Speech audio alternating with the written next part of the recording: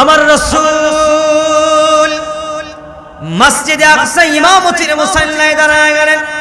ইমামতির মুসাল্লায় থেকে নামাজ শেষ করার পরে জিবরাইল বলে, ইয়া রাসূলুল্লাহ, ইয়া হাবিবাল্লাহ, নবী গো, আপনার পিছনে আজকে কারা কারা ইক্তেদা করেছে আপনি কে জানেন? আল্লাহ রাসূল বলে, না না, আমি জানি না কে কে আমার পিছনে ইক্তেদা করলেন।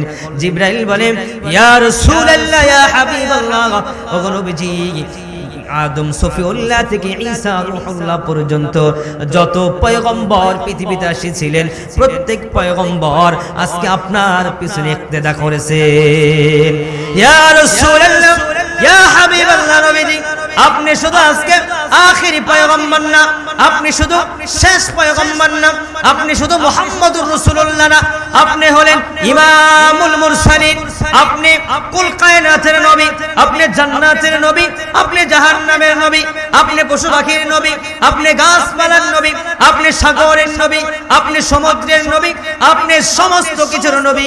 ইয়া রাসূলুল্লাহ, ইয়া হাবিবাল্লাহ, ওগো নবীজি, আপনি শুধু এগুলোর নবী হয়ে ক্ষান্ত নয়, আজকে থেকে আল্লাহ তাআলা প্রত্যেক নবীদেরও নবী আপনাকে বানায়া দিলেন। চিৎকার মেরে কন্যা সুবহানাল্লাহ। মসজিদে আকসা থেকে আবার বুরাকে চড়ে আমার রাসূল রওনা করলেন। প্রথম আসমানে চলে গেলেন। প্রথম আসমানে ঢোকার পরে আমার রাসূল সাল্লাল্লাহু আলাইহি ওয়াসাল্লাম সর্বপ্রথম প্রথম আসমানে দেখা হয়ে গেল আদম সফিউল্লাহর সাথে। দ্বিতীয় আসমানে যাওয়ার পরে ইয়াহইয়া এবং ঈসা আলাইহিস সালামের সাথে সাক্ষাৎ। তৃতীয় আসমানে যাওয়ার পরে ইউসুফ আলাইহিস সালামের সাথে সাক্ষাৎ। চতুর্থ আসমানে যাওয়ার পরে ইদ্রিস আলাইহিস সালামের সাথে সাক্ষাৎ। পঞ্চম আসমানে যাওয়ার পরে হারুন আলাইহিস সালামের সাথে সাক্ষাৎ। ষষ্ঠ আসমানে যাওয়ার পরে মুসা আলাইহিস সালামের সাথে সাক্ষাৎ। সপ্তম আসমানে যাওয়ার পরে ইব্রাহিম খলিলুল্লাহর সাথে আল্লাহর রাসূলের সাক্ষাৎ হয়ে গেলেন। সুবহানাল্লাহ। আল্লাহর পয়গম্বর ইব্রাহিম খলিলুল্লাহর কাছে চলে গেলেন। ইব্রাহিম খলিলুল্লাহর কাছ থেকে ওভারটেক হয়ে সরাসরি সিদরাতুল মুনতাহায় চলে গেলেন। ও আমার কলিজার টুকরা যুবক ভাইয়েরা, বৃদ্ধ বাবাজিরা, সিদরাতুল মুনতাহা কি? সিদরাতুল মুনতাহা হলো এই আকাশের সর্বশেষ ঠিকানা, শেষ সীমানা। সুবহানাল্লাহ পড়েন। সিদরাতুল মুনতাহার ভিতরে একটা বড় গাছ রয়েছে, যে গাছের প্রতিটা পাতায় পাতায় আমার নাম লেখা রয়েছে, আপনার নাম লেখা রয়েছে, কে পৃথিবীতে জন্মগ্রহণ করবে তার নাম লেখা রয়েছে, কে পৃথিবী থেকে চলে যাবে তার নাম লেখা রয়েছে। সিদরাতুল মুনতাহায়, ওই সিদরাতুল মুনতাহার বড় এই গাছের নিচে বসে থাকে সর্বদা সব সময় মালাকুল মাউত আজরাইল আলাইহি ওয়াসাল্লাম, সর্বদা সব সময় বসে থাকে। সুবহানাল্লাহ পড়েন। মেরাজের ঘটনা, মেরাজের ইতিহাস কোন মুহাদ্দিস, কোন মুফাসসির হাজার হাজার বছর বড় যদি করে, মেরাজের বর্ণনা দিয়ে কোন ব্যক্তি শেষ করতে পারবে না, ঠিক কি না? আমি সংক্ষেপ করে বলছি, একটু সময় দেন আমাকে, আমি সংক্ষেপ করে বলছি। মেরাজে গেলেন আল্লাহ রাসূল সাল্লাল্লাহু আলাইহি ওয়াসাল্লামকে জিবরাইল বললেন, ইয়া রাসূলুল্লাহ, ইয়া হাবিবাল্লাহ, নবীজি, আমার আর যাওয়ার কোনো অনুমতি নাই। জিবরাইল বলে, ইয়া রাসূলুল্লাহ, ইয়া হাবিবাল্লাহ, সিদরাতুল মুনতাহা আমার সীমানা, এটা ওভারটেক কোনোদিন করতে পারি নাই, করতেও পারবো না। আমি আজরাইলের, আমি জিবরাইলের সীমানা সিদরাতুল মুনতাহা পর্যন্ত। সুবহানাল্লাহ। এখানে লম্বা কথা আজরাইলের সাথে হলেন। আজরাইলের সাথে লম্বা কথা হওয়ার পরে এক পর্যায়ে আমার রাসূল আজরাইলকে জিজ্ঞেস করলেন, আজরাইল, সকাল বেলায় মিরকুটিয়া একজন ব্যক্তির রূহ কবজ করলা, আবার বিকাল বেলায় আমেরিকার একজন ব্যক্তির রূহ তুমি কবজ করলা, আবার সন্ধ্যা বেলায় লন্ডনে একজন ব্যক্তির রূহ তুমি কবজ করলা, কিভাবে? এইভাবে এত দ্রুত তুমি ব্যক্তিদের রূহগুলো কবজ করতে পারো? তোমার তো সময় লাগে। আল্লাহর রাসূলকে আজরাইল বলে, ইয়া রাসূলুল্লাহ, ইয়া হাবিবাল্লাহ, নবী গো, আপনার মরুভূমির মাঝখানে, আপনার তায়েফ নগরীতে, আপনার মক্কা নগরী, বিশাল দু মরুভূমির মাঝখানে যদি ছোট্ট একটা আংটি ছেড়ে দেন, আংটিটা যেই রকম মরুভূমির কাছে ছোট্ট, এই কুল কায়নাত গোটা পৃথিবীটা আমি আজরাইলের কাছে এমন একটা ছোট্ট। সুবহানাল্লাহ। ইয়া রাসূলুল্লাহ, ইয়া হাবিবাল্লাহ, যখন আপনার উম্মতের মৃত্যুর পরোয়ানা আসবে, মৃত্যুর পরোয়ানা আসার 40 দিন আগে থেকে আমি আপনার উম্মতের কানে কানে গিয়া বলি, ওগো সুহাইবুর রহমান হামিদি, ওগো আব্দুর রহমান, ওগো আব্দুর রাজ্জাক, তোমার আর মাত্র 40 দিন সময় বাকি আছে। এখনো তোমার হাতে সময় আছে, এখনো তোমার হাতে সময় আছে। তুমি তওবা করো, এখনো তোমার হাতে সময় আছে। তুমি নামাজ ধরো, এখনো তোমার হাতে সময় আছে। তুমি রোজা করো, এখনো তোমার হাতে সময় আছে। তুমি দান সদকা শুরু করো, এখনো তোমার হাতে সময় আছে।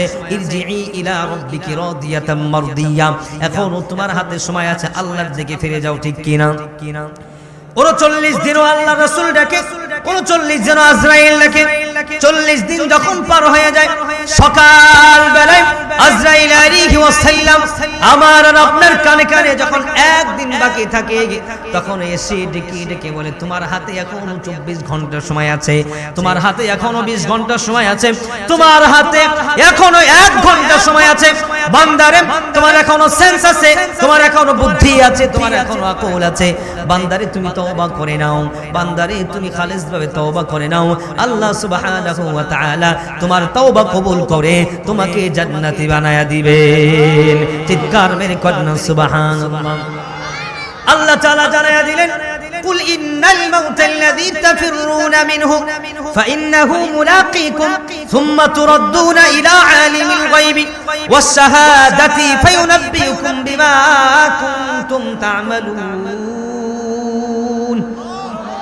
আল্লাহ তাআলা জানাইয়া দিলেন, বান্দারে, মরণ থেকে বাঁচার জন্য যদি সুদূর আকাশ পানায় লাগাও সিঁড়ি, তবু তুমি বাঁচতে পারবা না। বান্দা, মরণের কাছে তোমার যেতে হবে না। ফাইন্নাহু মুলাকীকুম, বরং মরণই তোমার সাথে মোলাকাত করবে, মরণ থেকে তুমি পালাতে পারবা না, ঠিক কি না? পৃথিবীর মানুষগুলো মরণ থেকে বাঁচতে চায়, কিন্তু আদৌ এটা সম্ভব না। পৃথিবীর মানুষ মরণ থেকে বাঁচতে পারবে না, কিন্তু পৃথিবীর মানুষ চাইলে জাহান্নাম থেকে বাঁচতে পারবে। পৃথিবীর মানুষ জাহান্নাম থেকে বাঁচতে চায় না, মরণ থেকে বাঁচতে চায়, ঠিক কিনা? মানুষকে শয়তান উল্টা বুঝায়। মরণ থেকে বাঁচতে চাইলে শয়তান চিন্তা করে, এই ব্যক্তি নামাজ ধরবে, এই ব্যক্তি মসজিদ বানাবে, এই ব্যক্তি রোজা করবে, এই ব্যক্তি হজ করবে, এই ব্যক্তি যাকাত আদায় করবে, এই ব্যক্তি পর্দা করবে, এই ব্যক্তি কোরআনের আইন মানবে, এই ব্যক্তি আল্লাহর রাসূলের অনুসরণ করবে, এই ব্যক্তি জান্নাতে মেহমান হয়ে যাবে। আমি শয়তান একা একা জান্নাতে থাকবো, আমি এটা মানতে পারবো না। এই জন্য শয়তান মানুষকে বুঝায়, মৃত্যু থেকে বাঁচতে চাও আর জাহান্নাম থেকে বাঁচতে চাও না। নাউজুবিল্লাহ। মৃত্যু থেকে বাঁচা যাবে, বাঁচা যাবে, জাহান্নাম থেকে বাঁচা যাবে। ভাইজি কি কই রে, জাহান্নাম থেকে বাঁচা, জাহান্নাম থেকে বাঁচা যাবে। এই যে পাশেই কবরস্থান, ঠিক না? পাশেই কবরস্থান। যুবক, তুমি কার মায়ায় দৌড়াও? মসজিদের খাটিয়া তোমার জন্য অপেক্ষায় আছে, মসজিদের গোসলের খাট তোমাকে ডাকছে, কবরের মাটি তোমাকে ডাকছে। তুমি কাকে আপন বানাও, কাকে তুমি দিল দিয়ে ভালোবাসো? যেই খাট তোমাকে সর্বদা ডাকে, যে কবরের মাটি প্রতিটা মুহূর্ত তোমাকে ডাকে, সেই কবরের মাটিকে তুমি আপন বানাতে পারছো না। যেই মাটির ভিতরে গেলে মাটি তোমাকে চাপা মেরে ধ্বংস করে দিবে, সেই মাটির উপরে দাঁড়ায়া তুমি সুদ খাও, মাটির উপরে দাঁড়ায়া তুমি গীবত করো, মাটির উপরে দাঁড়ায়া তুমি চুগলখড়ি করো, মাটির উপরে দাঁড়ায়া তুমি ঘুষ খাও, মাটির উপরে দাঁড়ায়া ইতিমের হক তুমি নষ্ট করো। তুমি কি চিন্তা করো না যুবক? তুমি এই মাটির ভিতরে চলে গেলে মাটি তোমাকে অনু পরিমাণের জন্য, বিন্দু পরিমাণের জন্য তোমাকে ছাড় দিবে না, ঠিক কি না? আল্লাহু ফালা মুদিল্লা লাহু ওয়া মান ইউদ্লিল ফালা হাদিয়া লাহু ওয়া নাশহাদু আন লা ইলাহা ইল্লাল্লাহু ওয়াহদাহু লা শারীকা লাহু ونشهد أن سيدنا وسندنا وحبيبنا ومولانا محمدا عبده ورسوله أما بعد فأعوذ بالله من الشيطان الرجيم সবাই পড়ুন বিসমিল্লাহির রহমানির রহিম سبحان الذي يسرى بعبده ليلا من المسجد الحرام إلى المسجد الأقصى الذي باركنا حوله لنريه من آياتنا إنه هو السميع البصير. وقال رسول الله صلى الله عليه وسلم من سلك طريقا يلتمس فيه علما سهل الله له به طريقا إلى الجنة أو كما قال النبي عليه الصلاة والسلام. وقال الله تعالى ما كان محمد أبا أحد من رجالكم ولكن رسول الله وخاتم النبيين وكان الله بكل شيء عليما. সকলেই পড়ুন আল্লাহুম্মা সাল্লি আলা, পারি না দুরূদটা পারি, মুহাম্মাদি ওয়া আলা আলি মুহাম্মাদ কামা সাল্লাইতা আলা ইব্রাহিম ওয়া আলা আলি ইব্রাহিম ইন্নাকা হামিদুম মাজিদ।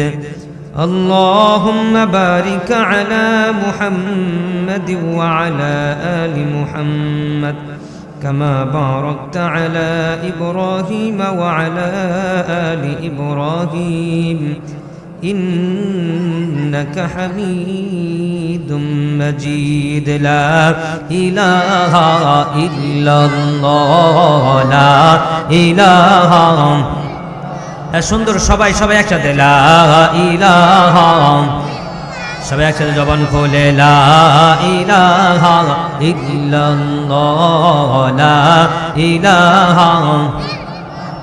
বাজান আপনারা কি চান, আপনারা কি চান এই প্যান্ডেলটা ভরে যাক? আপনারা সবাই চান? তাহলে সবাই একটু খালি জায়গা পূরণ করেন। আমি একা একা ওয়াজ করলে এই প্যান্ডেল ভরবে না।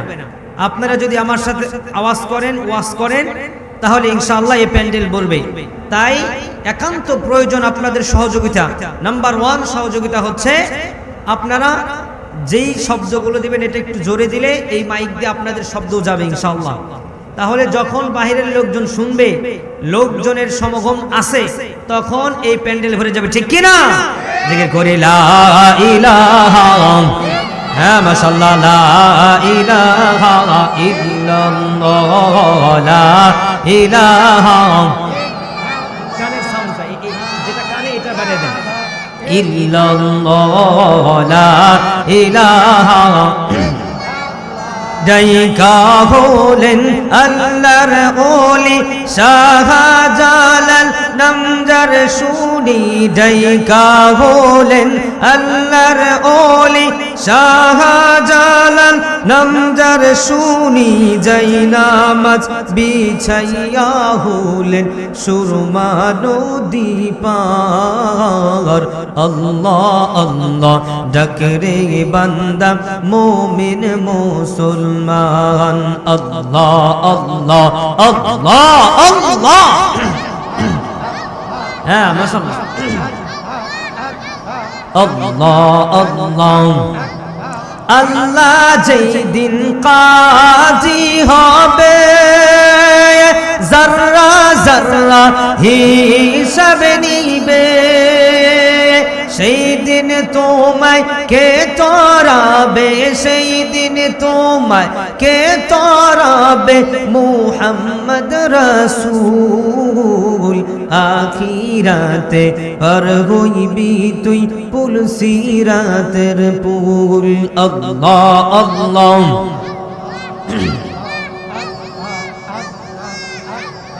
আল্লাহ আল্লাহ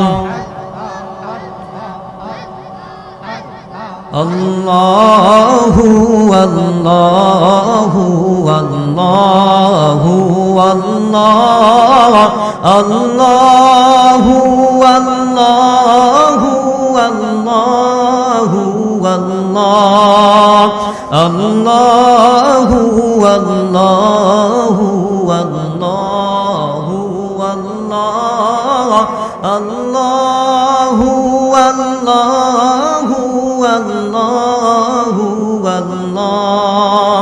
কনজুল কারামি মাওলান নিআমি হাদিল উমামি লিশারিআতিহি আল্লাহু আল্লাহু আল্লাহু আল্লাহ আল্লাহু হ্যাঁ মাশাআল্লাহ আল্লাহু আল্লাহ আল্লাহু আল্লাহু আল্লাহু আল্লাহ আল্লাহু আকবার।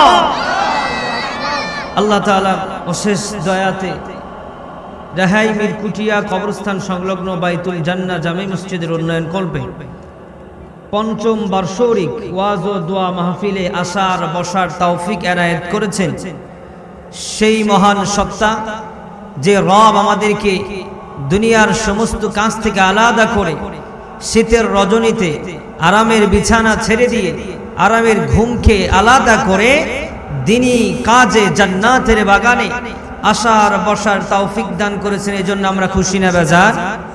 খুশি যদি হয়ে থাকি চিৎকার মেরে সকলে মিলে একসাথে জবান খুলে পড়ি আলহামদুলিল্লাহ। এই আওয়াজে হবে না, সকলে মিলে। এই বাচ্চাদের শব্দ বেশি আছে, আপনাদের শব্দ আরেকটু বেশি হওয়া দরকার। খুশি যদি হয়ে থাকি খুশির আওয়াজ আরেকটু বাড়বে। সেই মহান সত্তাকে খুশি করার জন্য আরেকবার পড়ি আল্লাহু আকবার, পড়ি সুবহানাকাল্লাহুম্মা ওয়া বিহামদিকা ওয়া তাবারাকা ইসমুকা ওয়া তাআলা জাদ্দুকা ওয়ালা ইলাহা গায়রুক।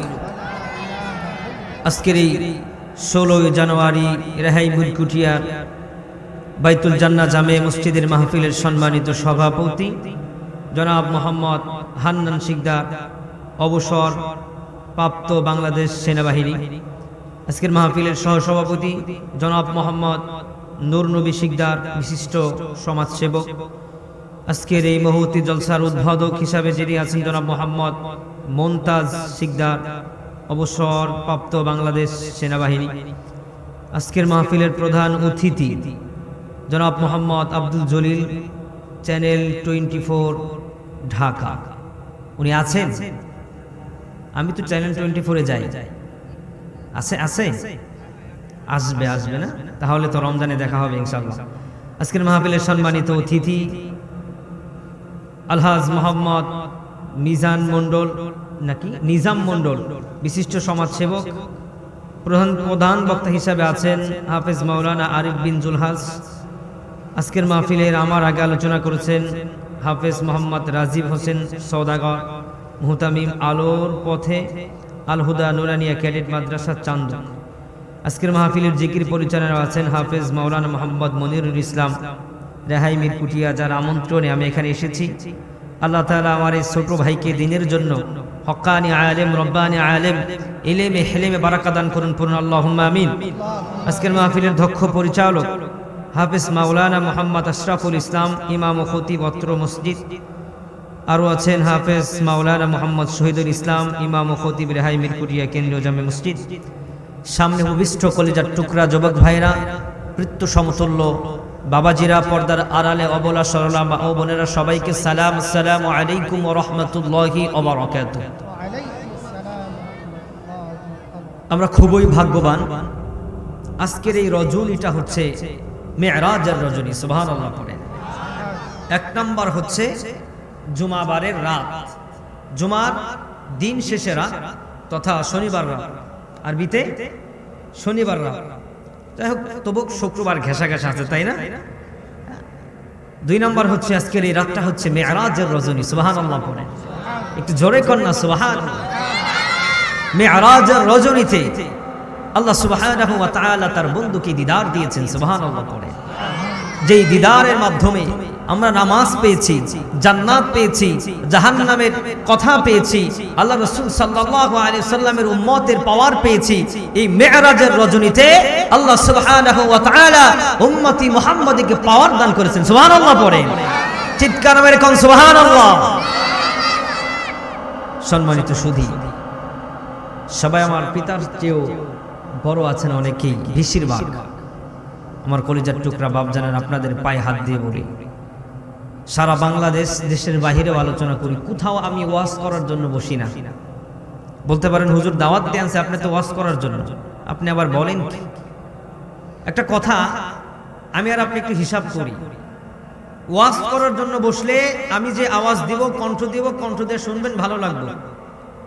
আর সাথে যদি আমরা নিয়ত করি এখানে এটা ক্লাস, এটা শিক্ষার রুম, শিক্ষার জায়গা, এখান থেকে শিক্ষা গ্রহণ করব, বক্তা তখন সুর দিয়েও বলবে, বক্তা তখন কোরআন হাদিসের কথাও বলবে। আল্লাহ বলে বান্দা শিক্ষার জন্য যেহেতু বসতো, বান্দা তোমার জন্য আমি আল্লাহ জান্নাতের ফয়সালা করে দেব, সুবহানাল্লাহ পড়ে। অতএব ক্লাসরুমে, আমি একটা দাখিল মাদ্রাসার শিক্ষক, আমি আমার ছাত্র ছাত্রীদেরকে বলি, আমার ক্লাসে বসলে সবারই কথা বলতে হবে। লাস্ট বেঞ্চের যে স্টুডেন্ট আছো তারই সাউন্ড দিতে হবে, প্রথম বেঞ্চে যে আছো তারই একই সাউন্ড দিতে হবে। তাহলে আমার 100 জন ছাত্র ছাত্রী থাকলে 100 জন ওই নাম্বার ভালো করতে পারবে, ঠিক কি না? এবার যদি কোন যে না শুধু সামনের জন্য আওয়াজ দিব, পিছনের গুলো আওয়াজ দিবে না, তাহলে কিছু শিখতে পারবো না। এক নাম্বার, আমরা এখানে আল্লাহকে রাজি খুশি করার জন্য, শিক্ষা অর্জন করার জন্য বসেছি। আল্লাহ তাআলা আমাদের সবাইকে শিক্ষা গ্রহণ করার তৌফিক দান করুন, পড়ুন আল্লাহুম্মা আমিন। আল্লাহ সুবহানাহু ওয়া তাআলার রাসূল জানায়া দিলেন উম্মতের, যে ব্যক্তি কোরআনের কথা বলে, যে ব্যক্তি হাদিসের কথা বলে, ওই ব্যক্তি দেখতে কালো হতে পারে, ওই ব্যক্তি দেখতে মোটা হতে পারে, ওই ব্যক্তি দেখতে হ্যাংলা পাতলা হতে পারে, ওই ব্যক্তি দেখতে ছোট হতে পারে, কিন্তু উম্মত মনে রেখো, যেই কোরআনের কথা বলে ওই ব্যক্তি কোরআনটা ছোট করে বলে না, ঠিক কিনা? কোরআন পৃথিবীর সবচেয়ে দামি কিতাব, কোরআন পৃথিবীর মধ্যে দামি একটি কিতাব, দামি একটা বস্তু। আল্লাহ রাসূল জানিয়ে দিলেন, যে ব্যক্তি কোরআন এবং হাদিসের কথা বলবে, তার চেহারার দিকে তাকিয়ে থাকলে ওই ব্যক্তির আমলনামায় থেকে সগীরা গুনাহ মাফ হয়ে যাবে। জোরে কন্না সুবহানাল্লাহ। আল্লাহ রাসূল জানিয়ে দিলেন, যে ব্যক্তি কোরআন এবং হাদিসের কথা বলবে, ওই আলেমের দিকে যতক্ষণ পর্যন্ত সে কোরআন এবং হাদিসের কথা বলবে, ততক্ষণ পর্যন্ত যদি ওই ব্যক্তির চেহারার দিকে তাকায় থাকে, আল্লাহর রাসূল বলেন তার আমলনামায় আল্লাহ তাআলা সওয়াব দান করে দিবেন। তাহলে আমার দিকে তাকালে সওয়াব না ডানে বামে তাকালে সওয়াব? তাহলে কি ডানে বামে তাকাবো? এখনো মজা আপনাদেরকে দেই নাই, শুরু করি নাই। আমি 2.5 ঘন্টা 2 ঘন্টার নিচে ওয়াজ করতে পারি না, মাঝখানে পড়ে গেছি তো, যে কারণে একটু অসুবিধা হতে পারে। অ্যাটেনশন প্লিজ, লোকদামায়ান একটু বসেন, ভালো লাগবে ইনশাআল্লাহ। কারণ আমি কথা বলবো না, আল্লাহ যদি তৌফিক না দান করে, ঠিক না? এখানে বসার আগে দুরূদ শরীফ পড়েছি, দোয়া করেছি, আল্লাহ যেন আমাকে আল্লাহর কোরআন এবং রাসূলের হাদিস থেকে সূক্ষ্ম কথাগুলো বলার তৌফিক দান করেন, পড়ুন আল্লাহুম্মা আমিন। তাহলে বলেন, আমার দিকে তাকিয়ে থাকলে লাভ আছে না লস আছে? লাভ আছে। আল্লাহ তাআলার রাসূল বলেন, হে আমার উম্মত, আমার রবকে যখন তুমি রহমান বলে ডাক দিবা, তখন রবের কাছ থেকে রহমানের পরিচয় পাইবা। রবকে যখন সত্তার বলে ডাক দিবা, রবের কাছ থেকে সত্তারের পরিচয় পাইবা। রবকে যখন জুল জালাল বলে ডাক দিবা, রবের কাছ থেকে জুল জালালের পরিচয় পাইবা। রবকে যখন জব্বার বলে ডাক দিবা, রবের কাছ থেকে জব্বারের পরিচয় পাইবা। কিন্তু উম্মত মনে রেখো, তুমি তোমার রবকে যখন আল্লাহ বলে ডাক দিবা, আল্লাহ বলে ডাক দিবা, আমার আল্লাহ বলে বান্দা, তোর সামনে আমি আল্লাহর সব গুণ নিয়ে হাজির হয়ে যাই। সুবহানাল্লাহ পড়ে চিৎকার মেরে কন্যা সুবহানাল্লাহ। তাহলে সবাই বলেন, আল্লাহকে আল্লাহ বলে ডাকলে লাভ হবে না লস হবে? জোরে, লাভ হবে না লস হবে? তাহলে জবান খুলে বলেন তো বাজান, রিজিকের মালিক কে? জবান খুলে সবাই মিলে বলেন, হায়াতের মালিক কে? দৌলতের মালিক কে?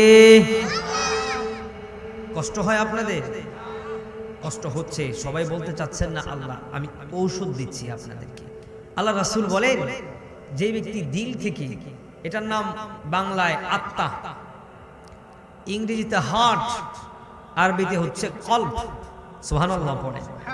এটা গোস্তের টুকরা, ছোট্ট একটি গোস্তের টুকরা। এটা যার ভিতরে নাই, তার বিন্দু পরিমাণ দাম নাই। এটা যার ভিতরে আছে, তার স্বর্ণের চেয়েও দাম আছে। তথা সে যদি ভালো মানুষ হতে পারে, কুল কায়নাতের সমস্ত মাখলুকের চেয়ে, ফেরেশতার চেয়ে সে দামি হয়ে যায়। সুবহানাল্লাহ বলে। আল্লাহ রাসূল বলেন, যে ব্যক্তি হার্ট থেকে হৃদয় থেকে আর জবান দিয়ে আল্লাহকে আল্লাহ বলে মুখটা ভরে ডাক দেয়, আল্লাহ তাআলা ওই ব্যক্তির হার্টের রোগ দূর করে দেয়। সুবহানাল্লাহ বলে। তাহলে হার্টের রোগ দূর করার দরকার আছে না নাই? সবারই দরকার আছে। যদি সবার দরকার হয় সবাই মিলে একসাথে বলি, আকাশের মালিক কে? দৌলতের মালিক কে? সম্মানের মালিক কে? তুমি মিটাও সকল চাওয়া, দুদিন আগে পরে তোমার কাছে সকল পাওয়া, সবই তোমার তরে। তোমার কাছে চাই যে পানা, তোমার কাছে চাই যে পানা, আমরা প্রতিদিন তোমার দয়াই পূর্ণ আমার সারা নিশিদিন, তোমার দয়াই পূর্ণ আমার সারা নিশিদিন। আল্লাহ তুমি দয়ার সাগর, আল্লাহ তুমি দয়ার সাগর, রহমানুর রহিম, তোমার দয়াই পূর্ণ আমার সারা নিশিদিন। বাজান দয়াটা কার? আওয়াজ দেয়া বলেন কার দয়া? আল্লাহর দয়া। ভাই আল্লাহ তাআলা বলেছেন, বান্দা তিনটি গুনাহ তুমি তোমার জীবনে করো না। কয়টি গুনাহ? সবাই বলেন, একটু কষ্ট দিয়ে আপনারা হাতটা বের করেন, এরকম করে উঠালে মনে থাকবে। পাঁচ আঙ্গুলি উঠাইছি আমি, না 3 আঙ্গুলি উঠাইছি? সবাই সবাই। আমি এখনকার জন্য শিক্ষক, বড় থাকলেও আপনি আমার ছাত্র, ছোট থাকলেও আপনি আমার ছাত্র, ঠিক কি না? 5 আঙ্গুলি না বাজান, 3 আঙ্গুলি। কয় আঙ্গুলি? 3 আঙ্গুলি। 3 আঙ্গুলি। হ্যাঁ, কয় আঙ্গুলি উঠছে আমার? 3 আঙ্গুলি। তিনটি গুনাহ কখনো আমরা করব না, আল্লাহ নিষেধ করেছে, আল্লাহ রাসূল নিষেধ করেছেন। হাত নামান। নাম্বার 1 হচ্ছে শিরকের গুনাহ। কিসের গুনাহ? শিরকের গুনাহ। আল্লাহ সুবহানাহু ওয়া তাআলা বলেন, ইন্নাশ শিরকা লাযুলমুন আযীম, নিশ্চয় শিরকের গুনাহ মহা বড় পাপ। নিশ্চয় আমি আল্লাহ তাআলা শিরকের গুনাহ তওবা ছাড়া maaf করি না। ফর এক্সাম্পল আপনাদেরকে বোঝাই, একজন ব্যক্তির কাছে অপরাধ করেছে, সেই ব্যক্তি যেই ব্যক্তির কাছে অপরাধ করেছে সেই ব্যক্তি বলল, আমি এই অপরাধকৃত ব্যক্তিকে কখনো ক্ষমা করব না, ওকে maaf করব না। কিন্তু ওই ব্যক্তির কাছে বয়োজ্যেষ্ঠ মুরব্বী গেল, মেম্বার গেল, চেয়ারম্যান গেল, মাতাব্বর গেল, গিয়া বলল, বাজান তুমি তো নরম মনের মানুষ, এই ব্যক্তিরা ভুল করেছে, চাইলে তুমি maaf করতে পারো। ওই ব্যক্তি চিন্তা করলেন, যেহেতু মুরব্বীরা আমাকে সুপারিশ করলো, আমি আর তাকে maaf না করে কিভাবে পারি, ঠিক কিনা? ওই ব্যক্তি বলে, আমি তোমাকে maaf করে দিলাম, ঠিক কিনা? আর যদি কোনো বান্দা বলে, কোনদিন আমি তোকে maaf করব না, জীবন দিতে রাজি আছি, মরতে রাজি আছি, তাও তোকে maaf করব না, ওই ব্যক্তির কাছে চেয়ারম্যান কেন, মেম্বার কেন, এমপি গিয়াও যদি বলে, হাই কোর্টের জজ গিয়াও যদি বলে, সুপ্রিম কোর্টের জজ গিয়াও যদি বলে, তবুও বলবে, আমি বলছি আমি ওরে maaf করব না, ঠিক কিনা? আল্লাহ সুবহানাহু ওয়া তাআলা সাধারণ ভাবে বলে নাই, আল্লাহ বললেন, ইন্নাশ শিরকা লাযুলমুন আযীম, নিশ্চয় শিরক এটা মহাপাপ, আমি আল্লাহ তাআলা এই শিরকের গুনাহ কখনোই maaf করব না। বান্দা মৃত্যুর আগে যদি তওবা না করে বান্দা তুমি মৃত্যুবরণ করো, তাহলে আমি রব্বুল আলামিন তোমাকে বিন্দু পরিমাণের জন্য জান্নাতে দান করব না। নাউজুবিল্লাহ। তাহলে শিরকের গুনাহ আছে না নাই? আমাদের জীবনে আছে না নাই? ডাক্তারের কাছে যাওয়ার পরে ডাক্তার বলতেছে, আপনার এই সুস্থতা হতে গেলে 1 লক্ষ টাকা লাগবে। এবার ডাক্তারকে অনুরোধ করে, বলে, আমি গরিব মানুষ, আমাকে আপনি একটু সহযোগিতা করেন। বলে, 90,000 হলে চলবে। ডাক্তার বলে, পেশেন্ট বলে, 90,000 তো আমার কাছে নাই, অনেক কথা। এবার যখন তার হাতে আছে 50,000, সাপোজ আরো 40,000 লাগে, তার কেউ টাকা দেবে না। এবার কে, আল্লাহ আমি বড় বিপদে পড়েছি, ও আকাশের মালিক, আমার মালিক, আমার দয়াময় আল্লাহ, আমাকে বিপদ থেকে মুক্ত করো। ডাক্তারের মনটাকে একটু নরম করে দাও, সে যেন আমার 50,000 টাকায় করে দেয়। আছে না নাই? আছে। ডাক্তার রাজি হয়। রাজি হওয়ার পরে অপারেশন সাকসেস বা রোগ থেকে সুস্থ। বলে, স্যার আপনার কারণে আমি বাঁচলাম, আপনি না থাকলে আমার বাঁচার সম্ভাবনা ছিল না। আছে না নাই? এমন কথা বলে না নাই? আল্লাহ বলে ফেরেশতা দেখ দেখ দেখ ও করে কি, কিছুক্ষণ আগে কানলো আমার কাছে, আমি এই ডাক্তারের মন নরম করে দিলাম, 40,000 50,000 মাইনাস করলাম, এখন আমার শুকরিয়া করে না কার শুকরিয়া করে? আল্লাহ বলেন এটাই শিরক, এটাই শিরক, এটাই শিরক। নাউজুবিল্লাহ বলেন। নাম্বার 2, আল্লাহ সুবহানাহু ওয়া তাআলার পয়গম্বর জানায়া দিলেন কখনো উম্মত তুমি জিনা করো না, জিনা হচ্ছে এটা একটা মহাপাপ। ওয়ালা তাকরাবুজ জিনা ইন্নাহু কানা ফাহিশা, এই জিনার গুনাহ আল্লাহ সুবহানাহু ওয়া তাআলা সহজেই maaf করে না। নাউজুবিল্লাহ। ফর এক্সাম্পল আপনাদেরকে আমি উদাহরণ দেই, শিরকের গুনাহ আপনি মৃত্যুবরণ করার আগে যদি তাওবা করেন, খালেস তাওবা করেন, আল্লাহ সুবহানাহু ওয়া তাআলা আপনাকে maaf করে দিবে, জান্নাতের বাসিন্দা বানায়া দিবে। সুবহানাল্লাহ পড়েন। কিন্তু যেই ব্যক্তি, কোনো ব্যক্তি যদি ফিজিক্যালি জিনা করে, কোনো ছেলে মেয়ে যদি, বিবাহিত ছেলে মেয়ে যদি ফিজিক্যালি জিনা করে, আল্লাহর রাসূল বলেন বান্দারে তাওবা করলে হবে না, ওই ব্যক্তিকে গলা পর্যন্ত, মাজা পর্যন্ত, বুক পর্যন্ত গেড়ে পাথর মেরে মেরে ওই ব্যক্তিকে মৃত্যু দাও, এটাই হলো তার জন্য তাওবা। নাউজুবিল্লাহ। তাহলে চিন্তা করেন, হিসাব করতে গেলে পাওয়া যায় শিরকের গুনার চেয়েও জিনার গুনাহ ভয়ঙ্কর, ঠিক কিনা? আজ আমরা জিনার গুনাহ পকেটে নিয়ে ঘুরি, ঠিক কিনা? মোবাইল ফোন আমরাও ব্যবহার করি, না চাইলেও জিনা চোখের গুনাহ হয়ে যায়, না চাইলেও কানের জিনা হয়ে যায়, না চাইলেও জবানের জিনা হয়ে যায়, না চাইলেও হাতের জিনা হয়ে যায়, না চাইলেও পায়ের জিনা হয়ে যায়, না চাইলেও ব্রেনের জিনা হয়ে যায়। জিনা এখন ঘরে ঘরে, প্রত্যেকটা ঘরে ঘরে পরকীয়ার ছোঁয়া আছে না নাই? এ মুসলমান আওয়াজ দিয়ে বলেন আছে না নাই?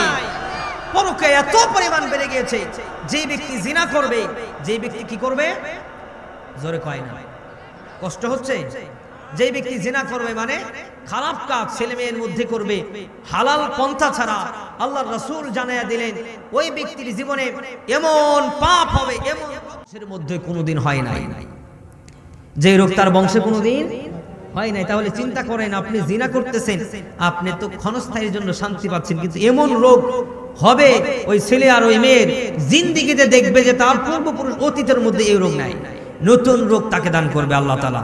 নাউজুবিল্লাহ পড়ে। 3 নাম্বার হলো আল্লাহ সুবহানাহু ওয়া তাআলা বলেন বান্দার হক নষ্ট করা যাবে না। কাবা ঘরের গিলাফ ধরেও 2টি পাপ করলে আল্লাহ সুবহানাহু ওয়া তাআলা তাওবা ছাড়া মাফ করে না। 1 নাম্বার হলো শিরকের গুনাহ, 2 নাম্বার হলো বান্দার হক। বান্দার হক যদি কোনো ব্যক্তি নষ্ট করে ফেলে, ওই বান্দা যতক্ষণ পর্যন্ত মাফ না করবে, আল্লাহ সুবহানাহু ওয়া তাআলা ততক্ষণ পর্যন্ত মাফ করবে না। নাউজুবিল্লাহ। তাহলে এই 3টি গুনাহ আমরা করব, জোরে বলেন করব। নাম্বার 1 হচ্ছে শিরকের গুনাহ, নাম্বার 2 হচ্ছে জিনার গুনাহ, নাম্বার 3 হচ্ছে বান্দার হক আমরা কখনো নষ্ট করব না। এটা হচ্ছে রজব মাস। এই রজব মাসে আসতে পেরে আমরা খুশি না বেজার? জোরে বলেন খুশি না বেজার? আল্লাহ রাসূল সাল্লাল্লাহু আলাইহি ওয়াসাল্লাম রজব মাস আসার সঙ্গে সঙ্গে পড়তেন, সবাই পড়েন আল্লাহুম্মা বারিক লানা ফি রজব ওয়া শাবান ওয়া বাল্লিগনা রমাদান। রজব শাবানের বরকত দাও, রমজানেতে গুনাহ মাফ করাও। রজব শাবানের বরকত দাও, রমজানেতে গুনাহ জরাও। আল্লাহুম্মা আমিন। সেই রজব মাস আমাদের মাঝে, সামনে রমজান, সামনে শাবান, তারপরেই কি রমজান। এই রজবের আজকে হচ্ছে 27 রজনী। এই 27 রজনীতে আল্লাহ সুবহানাহু ওয়া তাআলা তার বন্ধু হাবিবুল্লাহকে মিরাজ দিয়েছেন। সুবহানাল্লাহ পড়ে, জোরে কন্না সুবহানাল্লাহ। মিরাজটা এমন একটি অলৌকিক কাজ, যে মিরাজ আল্লাহ সুবহানাহু ওয়া তাআলা প্রত্যেকটা মুমিন বান্দারা বিশ্বাস করে। সুবহানাল্লাহ পড়ে। শুধুমাত্র তাই নয়, কোন হিন্দু পণ্ডিত, কোন খ্রিস্টান পণ্ডিত, এরা পর্যন্ত আল্লাহ রাসূলের মিরাজকে অস্বীকার করে না, বিশ্বাস করে। সুবহানাল্লাহ পড়ে। কিন্তু আধুনিক বিজ্ঞানের যুগে, আধুনিক সমাজে, যতই সমাজ আধুনিক হচ্ছে, ততই বিজ্ঞানরা এই মিরাজকে অস্বীকার করার জন্য মুমিনের হৃদয়ের ভিতরে লালা দেওয়ার জন্য মুমিনের ভিতরে যেন সন্দেহ পোষণ হয়। এই জন্য এই বিজ্ঞান বলে এই বিশাল আকাশ, এই বিশাল গ্যালাক্সি, এই বিশাল সূর্য জগৎ, এই বিশাল তারকা জগৎ, এই বিশাল সিদরাতুল মুনতাহা, মদিনা থেকে মক্কা থেকে এই মসজিদে হারাম থেকে মসজিদ আকসা পর্যন্ত কত দূরত্ব, এত দূরত্ব জায়গা কিভাবে মুহাম্মদুর রাসূলুল্লাহ দ্রুত পৌঁছে গেলেন এটা বিশ্বাস করা যায় না। কিন্তু আমাদের বিশ্বাস সাহাবায়ে কেরাম, আল্লাহ রাসূল বলেছেন রাসূলের পথে মুক্তি, রাসূলের যুক্তিতে আমাদের মুক্তি, আর সব কিছু আছে তন্ত্র মন্ত্র সব হচ্ছে আমাদের যুক্তির বাইরে, মুক্তির বাইরে, সব হচ্ছে জাহান্নামের পথ, ঠিক কি না? আমরা একমাত্র পথ অবলম্বন করি সিরাতে মুস্তাকিম, ঠিক কি না? তাহলে খ্রিস্টানরাও বিশ্বাস করে, হিন্দুরাও বিশ্বাস করে, ইহুদিরাও বিশ্বাস করে মুহাম্মদুর রাসূলুল্লাহ সাল্লাল্লাহু আলাইহি ওয়াসাল্লামের মিরাজটা হচ্ছে সত্য ঘটনা, সত্য জিনিস। সুবহানাল্লাহ পড়ে। আল্লাহ সুবহানাহু ওয়া তাআলা সূরা বনী ইসরাঈলের মধ্যে জানায়া দিলেন সুবহানাল্লাযী আসরা বিআবদিহি লাইলাম মিনাল মাসজিদিল হারাম ইলাল মাসজিদিল আকসাল্লাযী বারাকনা হাওলাহু লিনুরিয়াহু মিন আয়াতিনা ইন্নাহু হুয়াস সামিউল বাসীর।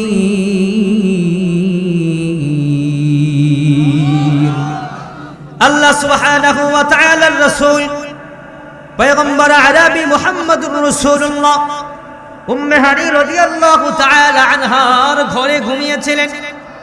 27 রজনীতে রাত্রে বেলায়, রাত যখন গভীর হয়ে যায়, জিবরাইল আলাইহি ওয়াসাল্লাম আসমান থেকে সরাসরি উম্মে হানির ঘরের চালটাকে উঠায়া মুহাম্মদুর রাসূলুল্লাহর কাছে চলে আসেন। জোরে জোরে কন্যা সুবহানাল্লাহ। একটু গভীর মনোযোগ দেই। মুহাম্মদুর রাসূলুল্লাহ সাল্লাল্লাহু আলাইহি ওয়াসাল্লাম কে এসে বলেন, জিবরাইল এসে বলে আসসালাতু ওয়াসসালামু আলাইকা ইয়া রাসূলুল্লাহ, আসসালাতু ওয়াসসালামু আলাইকা ইয়া হাবিবাল্লাহ। ওগো নবীজি, আমি জিবরাইল আজকে আপনার কাছে ওহী নিয়ে আসি নাই, আমি জিবরাইল আজকে আপনার কাছে আলাদা একটি মিশন নিয়ে এসেছি। আপনার বন্ধু আল্লাহ, আপনার রব আল্লাহ, আপনার মাহবুব আল্লাহ সুবহানাহু ওয়া তাআলা আজকে আপনাকে দিদার দিয়ে ধন্য করে দিবেন। জোরে জোরে কন্যা সুবহানাল্লাহ। ওগো রাসূল, আপনি প্রস্তুতি গ্রহণ করুন, এবার আমাদের যেতে হবে আল্লাহ সুবহানাহু ওয়া তাআলার কাছে। হাবিব আমার, আপনাকে রব্বুল আলামিন, আপনার বন্ধু আপনাকে সরাসরি দেখে আপনার বন্ধুকে বন্ধুর পাশে বসায়া আল্লাহ তাআলা আপনাকে দিদার দিবে। এই জন্য আল্লাহ সুবহানাহু ওয়া তাআলা আপনাকে ডাক দিয়েছেন। সুবহানাল্লাহ। এদিকে বাচ্চারা কি করে? এই বাচ্চারা সব বন্ধ করে দেন। এমনিতেই পিছনে মাইক দেন, সামনে দিছে, এদিক দিয়ে কথা বলতেছে। এই একটু ভাই নাই, দেখছো নিকা?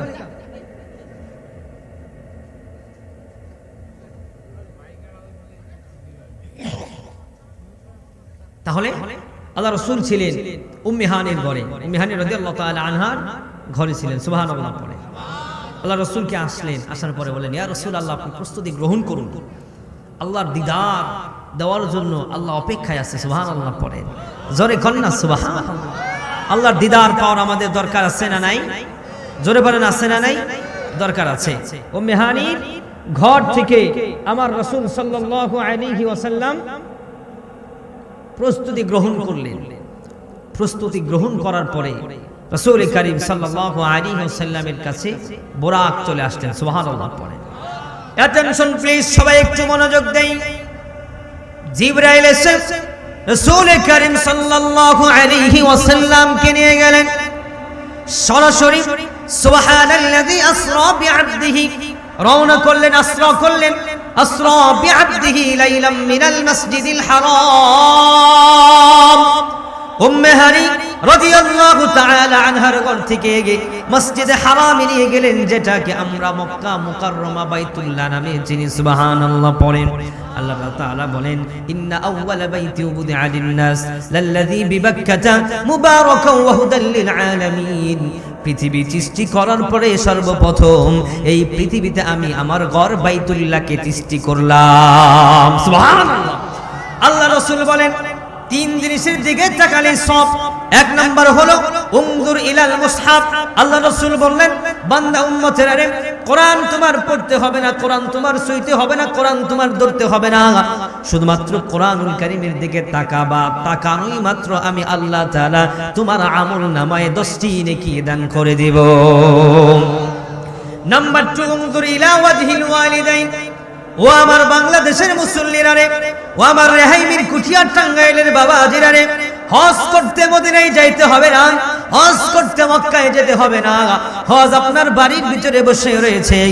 আপনি যদি চান উনজুর ইলা ওয়াজহিল্লাহ, আপনি যদি চান আপনার মা আর বাবার দিকে মায়ার নজরে একটাবার তাকাবেন, যতবার তাকাবেন ততবারই আপনার আমল নামায় কবুল হজের সওয়াব দান করবেন। তিনি কে? জোরে কোন তিনি কে? নাম্বার 3 আল্লাহ সুবহানাহু ওয়া তাআলা রাসূল জানায়া দিলেন যে ব্যক্তি বাইতুল্লাহর দিকে তাকাবে, আল্লাহর ঘর ইন্না আউওয়ালা বাইতি উদিআ লিন-নাস, পৃথিবীর সর্বপ্রথম ঘর হলো বাইতুল্লাহ। যে ব্যক্তি আল্লাহর ঘর বাইতুল্লাহর দিকে তাকাবে, তাকাতে দেরি করবে, তার আমল নামায় 10টি নেকি আল্লাহ দান করতে দেরি করবে না।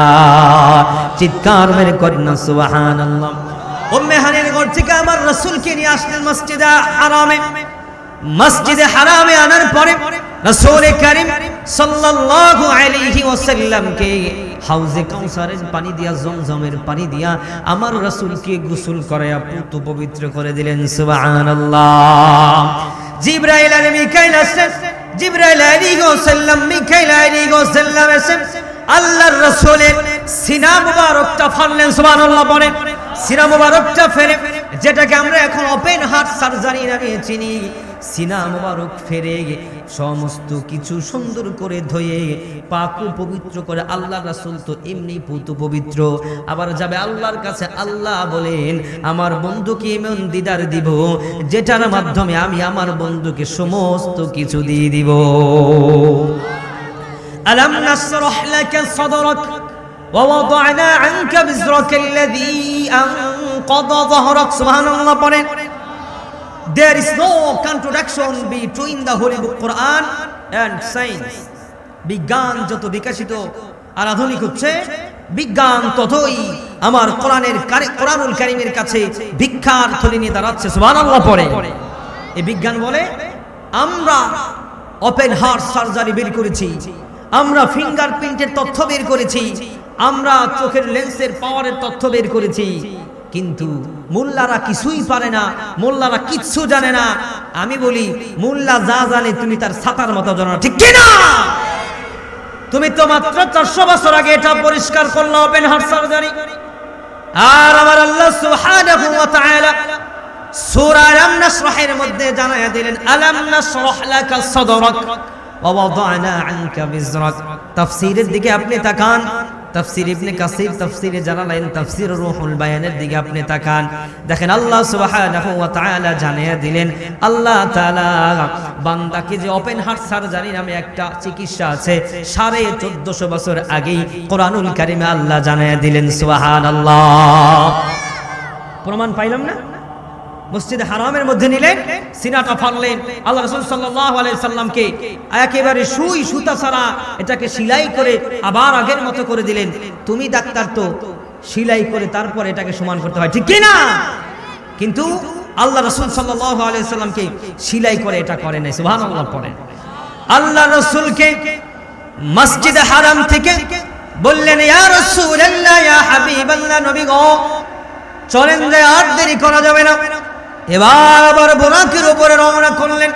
মসজিদে হারাম থেকে কিছু দূর যাওয়ার পরে জিবরাইল বুরাককে থামায়া দিলেন। আল্লাহ রাসূল বললেন জিবরাইল কেন বুরাক থামায়া দিলাম? আল্লাহ রাসূলকে বললেন ইয়া রাসূলুল্লাহ, ইয়া হাবিবাল্লাহ, এই জায়গাটার নাম হলো ইয়াসরিব। কিছুদিন পরে আপনি চাচা, আপনার প্রতিবেশী, আপনার আপনজন আপনাকে অত্যাচার করবে। কেন অত্যাচার করবে? তাওহীদের দাওয়াত দেওয়ার কারণে, রিসালাতের দাওয়াত দেওয়ার কারণে, সত্য প্রচার করার কারণে, হকটাকে বলিষ্ঠ কণ্ঠে বলার কারণে আপনার আপন চাচা, আপনার আপন চাচি, আপনার প্রতিবেশীরা আপনাকে আক্রমণ করে মক্কা থেকে সরাইয়া দিতে যাবে। আল্লাহ সুবহানাহু ওয়া তাআলা আপনাকে মেরাজ দিয়ে ধন্য করে আপনাকে ইয়াসরিফ নগরীতে আনবেন। সুবহানাল্লাহ। এই মক্কা নগরীর নাম ছিলেন মক্কা। আমার রাসূল মক্কা শহরে জন্মগ্রহণ করার কারণে, আমার রাসূলের শুভকামনার কারণে আল্লাহ সুবহানাহু ওয়া তাআলা মক্কা শহরের নাম দিয়ে দিলেন মক্কা। সুবহানাল্লাহ পড়েন। আবার রাসূল যখন হিজরত করেন মক্কা থেকে ইয়াসরিফে যাবে, আমার আল্লাহ সুবহানাহু ওয়া তাআলা বলেন ইয়াসরিফের নাম ইয়াসরিফ থাকবে না, এটার নাম মদিনা করে দিবেন। সুবহানাল্লাহ। সোনার মদিনা বহু দূরে, কিন্তু মদিনাওয়ালা আমার অন্তরে, কিন্তু মদিনাওয়ালা আমার অন্তরে, আমার অন্তর জুড়ে মদিনায় আছে রে, আমার অন্তর জুড়ে মদিনায় আছে রে। মদিনা মদিনা বলে জিকির করি রে, বলেন মদিনা মদিনা বলে জিকির করি রে। আল্লাহ তাআলা কবুল করুন, পড়ুন আল্লাহুম্মা আমিন।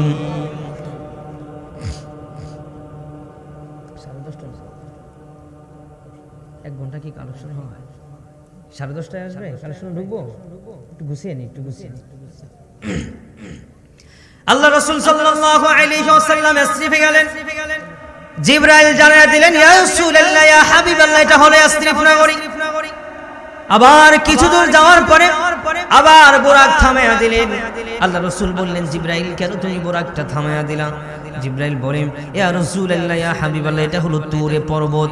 এই তুর পর্বতে আপনার বন্ধু ঈসা পয়গম্বর, মুসা পয়গম্বরকে আল্লাহ তাআলা নবুয়ত দিয়ে পাঠিয়েছিলেন। সুবহানাল্লাহ। আবার কিছু দূর যাওয়ার পরে বুরাক আবার থামায়া দিলেন। জিবরাইলকে জিজ্ঞেস করলেন, জিবরাইল কেন তুমি আবার থামিয়ে দিলা? জিবরাইল বলেন ইয়া রাসূলুল্লাহ, ইয়া হাবিবাল্লাহ, এই নগরীতে আপনার বন্ধু, আপনার ভাই ঈসা রূহুল্লাহ এসেছিলেন। এবার আল্লাহ রাসূল সাল্লাল্লাহু আলাইহি ওয়াসাল্লাম ঈসা পয়গম্বরের অঞ্চল দেখার পরে সরাসরি মসজিদে আকসার ভিতরে চলে গেলেন। সুবহানাল্লাহ।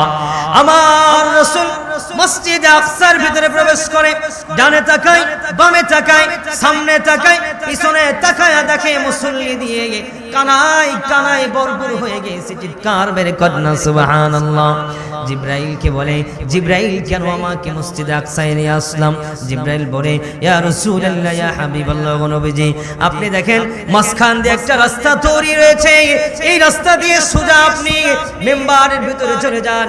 জিবরাইল বলে ইয়া রাসূলুল্লাহ, ইয়া হাবিবাল্লাহ, এইখানে 2 রাকাত নামাজ আদায় করতে হবে। এই 2 রাকাত নামাজই আল্লাহ সুবহানাহু ওয়া তাআলার আপনাকে ইমামতি করার অনুমতি দিয়েছেন। সুবহানাল্লাহ। আমার রাসূল মসজিদে আকসা ইমামতির মুসাল্লায় দাঁড়ায় গেলেন। ইমামতির মুসাল্লায় থেকে নামাজ শেষ করার পরে জিবরাইল বলে ইয়া রাসূলুল্লাহ, ইয়া হাবিবাল্লাহ, নবী গো আপনার পিছনে আজকে কারা কারা ইক্তেদা করেছে আপনি কে জানেন? আল্লাহ রাসূল বলে না না, আমি জানি না। কে কে আমার পিছনে ইক্তেদা করলেন? জিবরাইল বলে ইয়া রাসূলুল্লাহ, ইয়া হাবিবাল্লাহ, ওগো নবীজি আদম সফিউল্লাহ থেকে ঈসা রূহুল্লাহ পর্যন্ত যত পয়গম্বর পৃথিবীতে এসেছিলেন প্রত্যেক পয়গম্বর আজকে আপনার পিছনে ইক্তেদা করেছে। ইয়া রাসূলুল্লাহ, ইয়া হাবিবাল্লাহ, নবীজি আপনি শুধু আজকে আখিরি পয়গম্বর না, আপনি শুধু শেষ পয়গম্বর না, আপনি শুধু মুহাম্মদুর রাসূলুল্লাহ না, আপনি হলেন ইমামুল মুরসালিন, আপনি কুল কায়নাতের নবী, আপনি জান্নাতের নবী, আপনি জাহান্নামের নবী, আপনি পশু পাখির নবী, আপনি গাছপালার নবী, আপনি সাগরের নবী, আপনি সমুদ্রের নবী, আপনি সমস্ত কিছুর নবী। ইয়া রাসূলুল্লাহ, ইয়া হাবিবাল্লাহ, ওগো নবীজি আপনি শুধু এগুলোর নবী হয়ে ক্ষান্ত নয়, আজকে থেকে আল্লাহ তাআলা প্রত্যেক নবীদেরও নবী আপনাকে বানায়া দিলেন। চিৎকার মেরে করেন সুবহানাল্লাহ। মসজিদ আকসা থেকে আবার বুরাকে চড়ে আমার রাসূল রওনা করলেন, প্রথম আসমানে চলে গেলেন। প্রথম আসমানে ঢোকার পরে আমার রাসূল সাল্লাল্লাহু আলাইহি ওয়াসাল্লাম সর্বপ্রথম প্রথম আসমানে দেখা হয়ে গেল আদম সফিউল্লাহর সাথে। দ্বিতীয় আসমানে যাওয়ার পরে ইয়াহইয়া এবং ঈসা আলাইহিস সালামের সাথে সাক্ষাৎ। তৃতীয় আসমানে যাওয়ার পরে ইউসুফ আলাইহিস সালামের সাথে সাক্ষাৎ। চতুর্থ আসমানে যাওয়ার পরে ইদ্রিস আলাইহিস সালামের সাথে সাক্ষাৎ। পঞ্চম আসমানে যাওয়ার পরে হারুন আলাইহিস সালামের সাথে সাক্ষাৎ।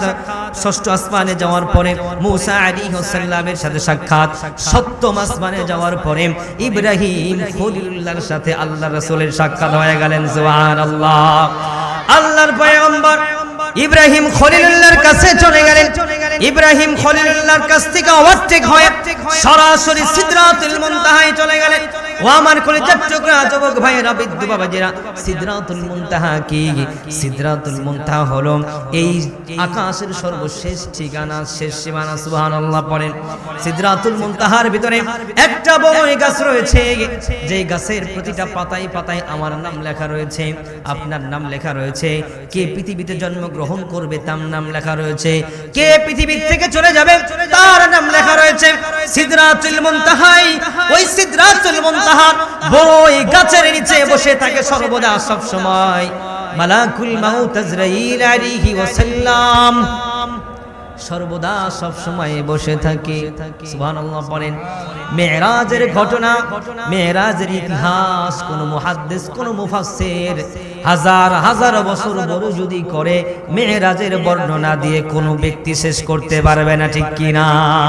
আমি সংক্ষেপ করে বলছি, একটু সময় দেন আমাকে, আমি সংক্ষেপ করে বলছি। মেরাজে গেলেন আল্লাহ রাসূল সাল্লাল্লাহু আলাইহি ওয়াসাল্লাম কে জিবরাইল বললেন, ইয়া রাসূলুল্লাহ, ইয়া হাবিবাল্লাহ, নবীজি আমার আর যাওয়ার কোনো অনুমতি নাই। জিবরাইল বলে, ইয়া রাসূলুল্লাহ, ইয়া হাবিবাল্লাহ, সিদরাতুল মুনতাহা আমার সীমানা, এটা ওভারটেক কোনোদিন করতে পারি নাই, করতেও পারবো না। আমি আজরাইলের, আমি জিবরাইলের সীমানা সিদরাতুল মুনতাহা পর্যন্ত। সুবহানাল্লাহ।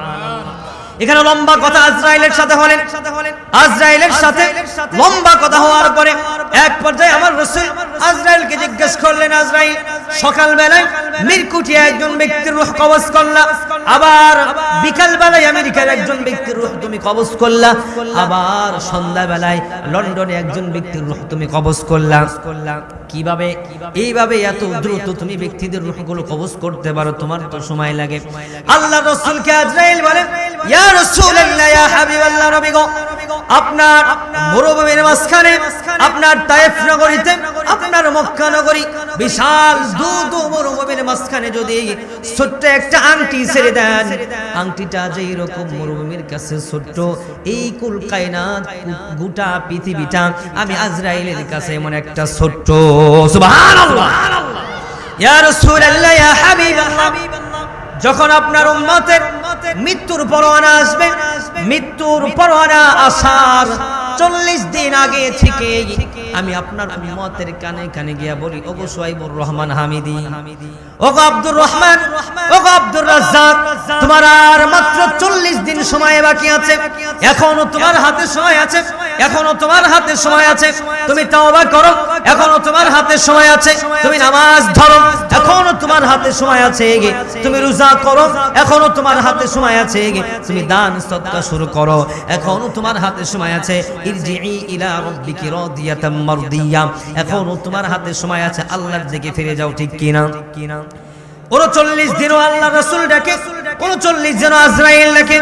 40 দিন যখন পার হয়ে যায়, সকাল বেলায় আজরাইল আলাইহি ওয়াসাল্লাম আমার আর আপনার কানে কানে যখন একদিন বাকি থাকে, তখন এসে ডেকে ডেকে বলে, তোমার হাতে এখনো 24 ঘন্টা সময় আছে, তোমার হাতে এখনো 20 ঘন্টা সময় আছে, তোমার হাতে এখনো 1 ঘন্টা সময় আছে, বান্দারে তোমার এখনো সেন্স আছে, তোমার এখনো বুদ্ধি আছে, তোমার এখনো আকল আছে, বান্দারে তুমি তওবা করে নাও, বান্দারে তুমি খালিসভাবে তওবা করে নাও, আল্লাহ সুবহানাহু ওয়া তাআলা তোমার তওবা কবুল করে তোমাকে জান্নাতি বানায়া দিবেন।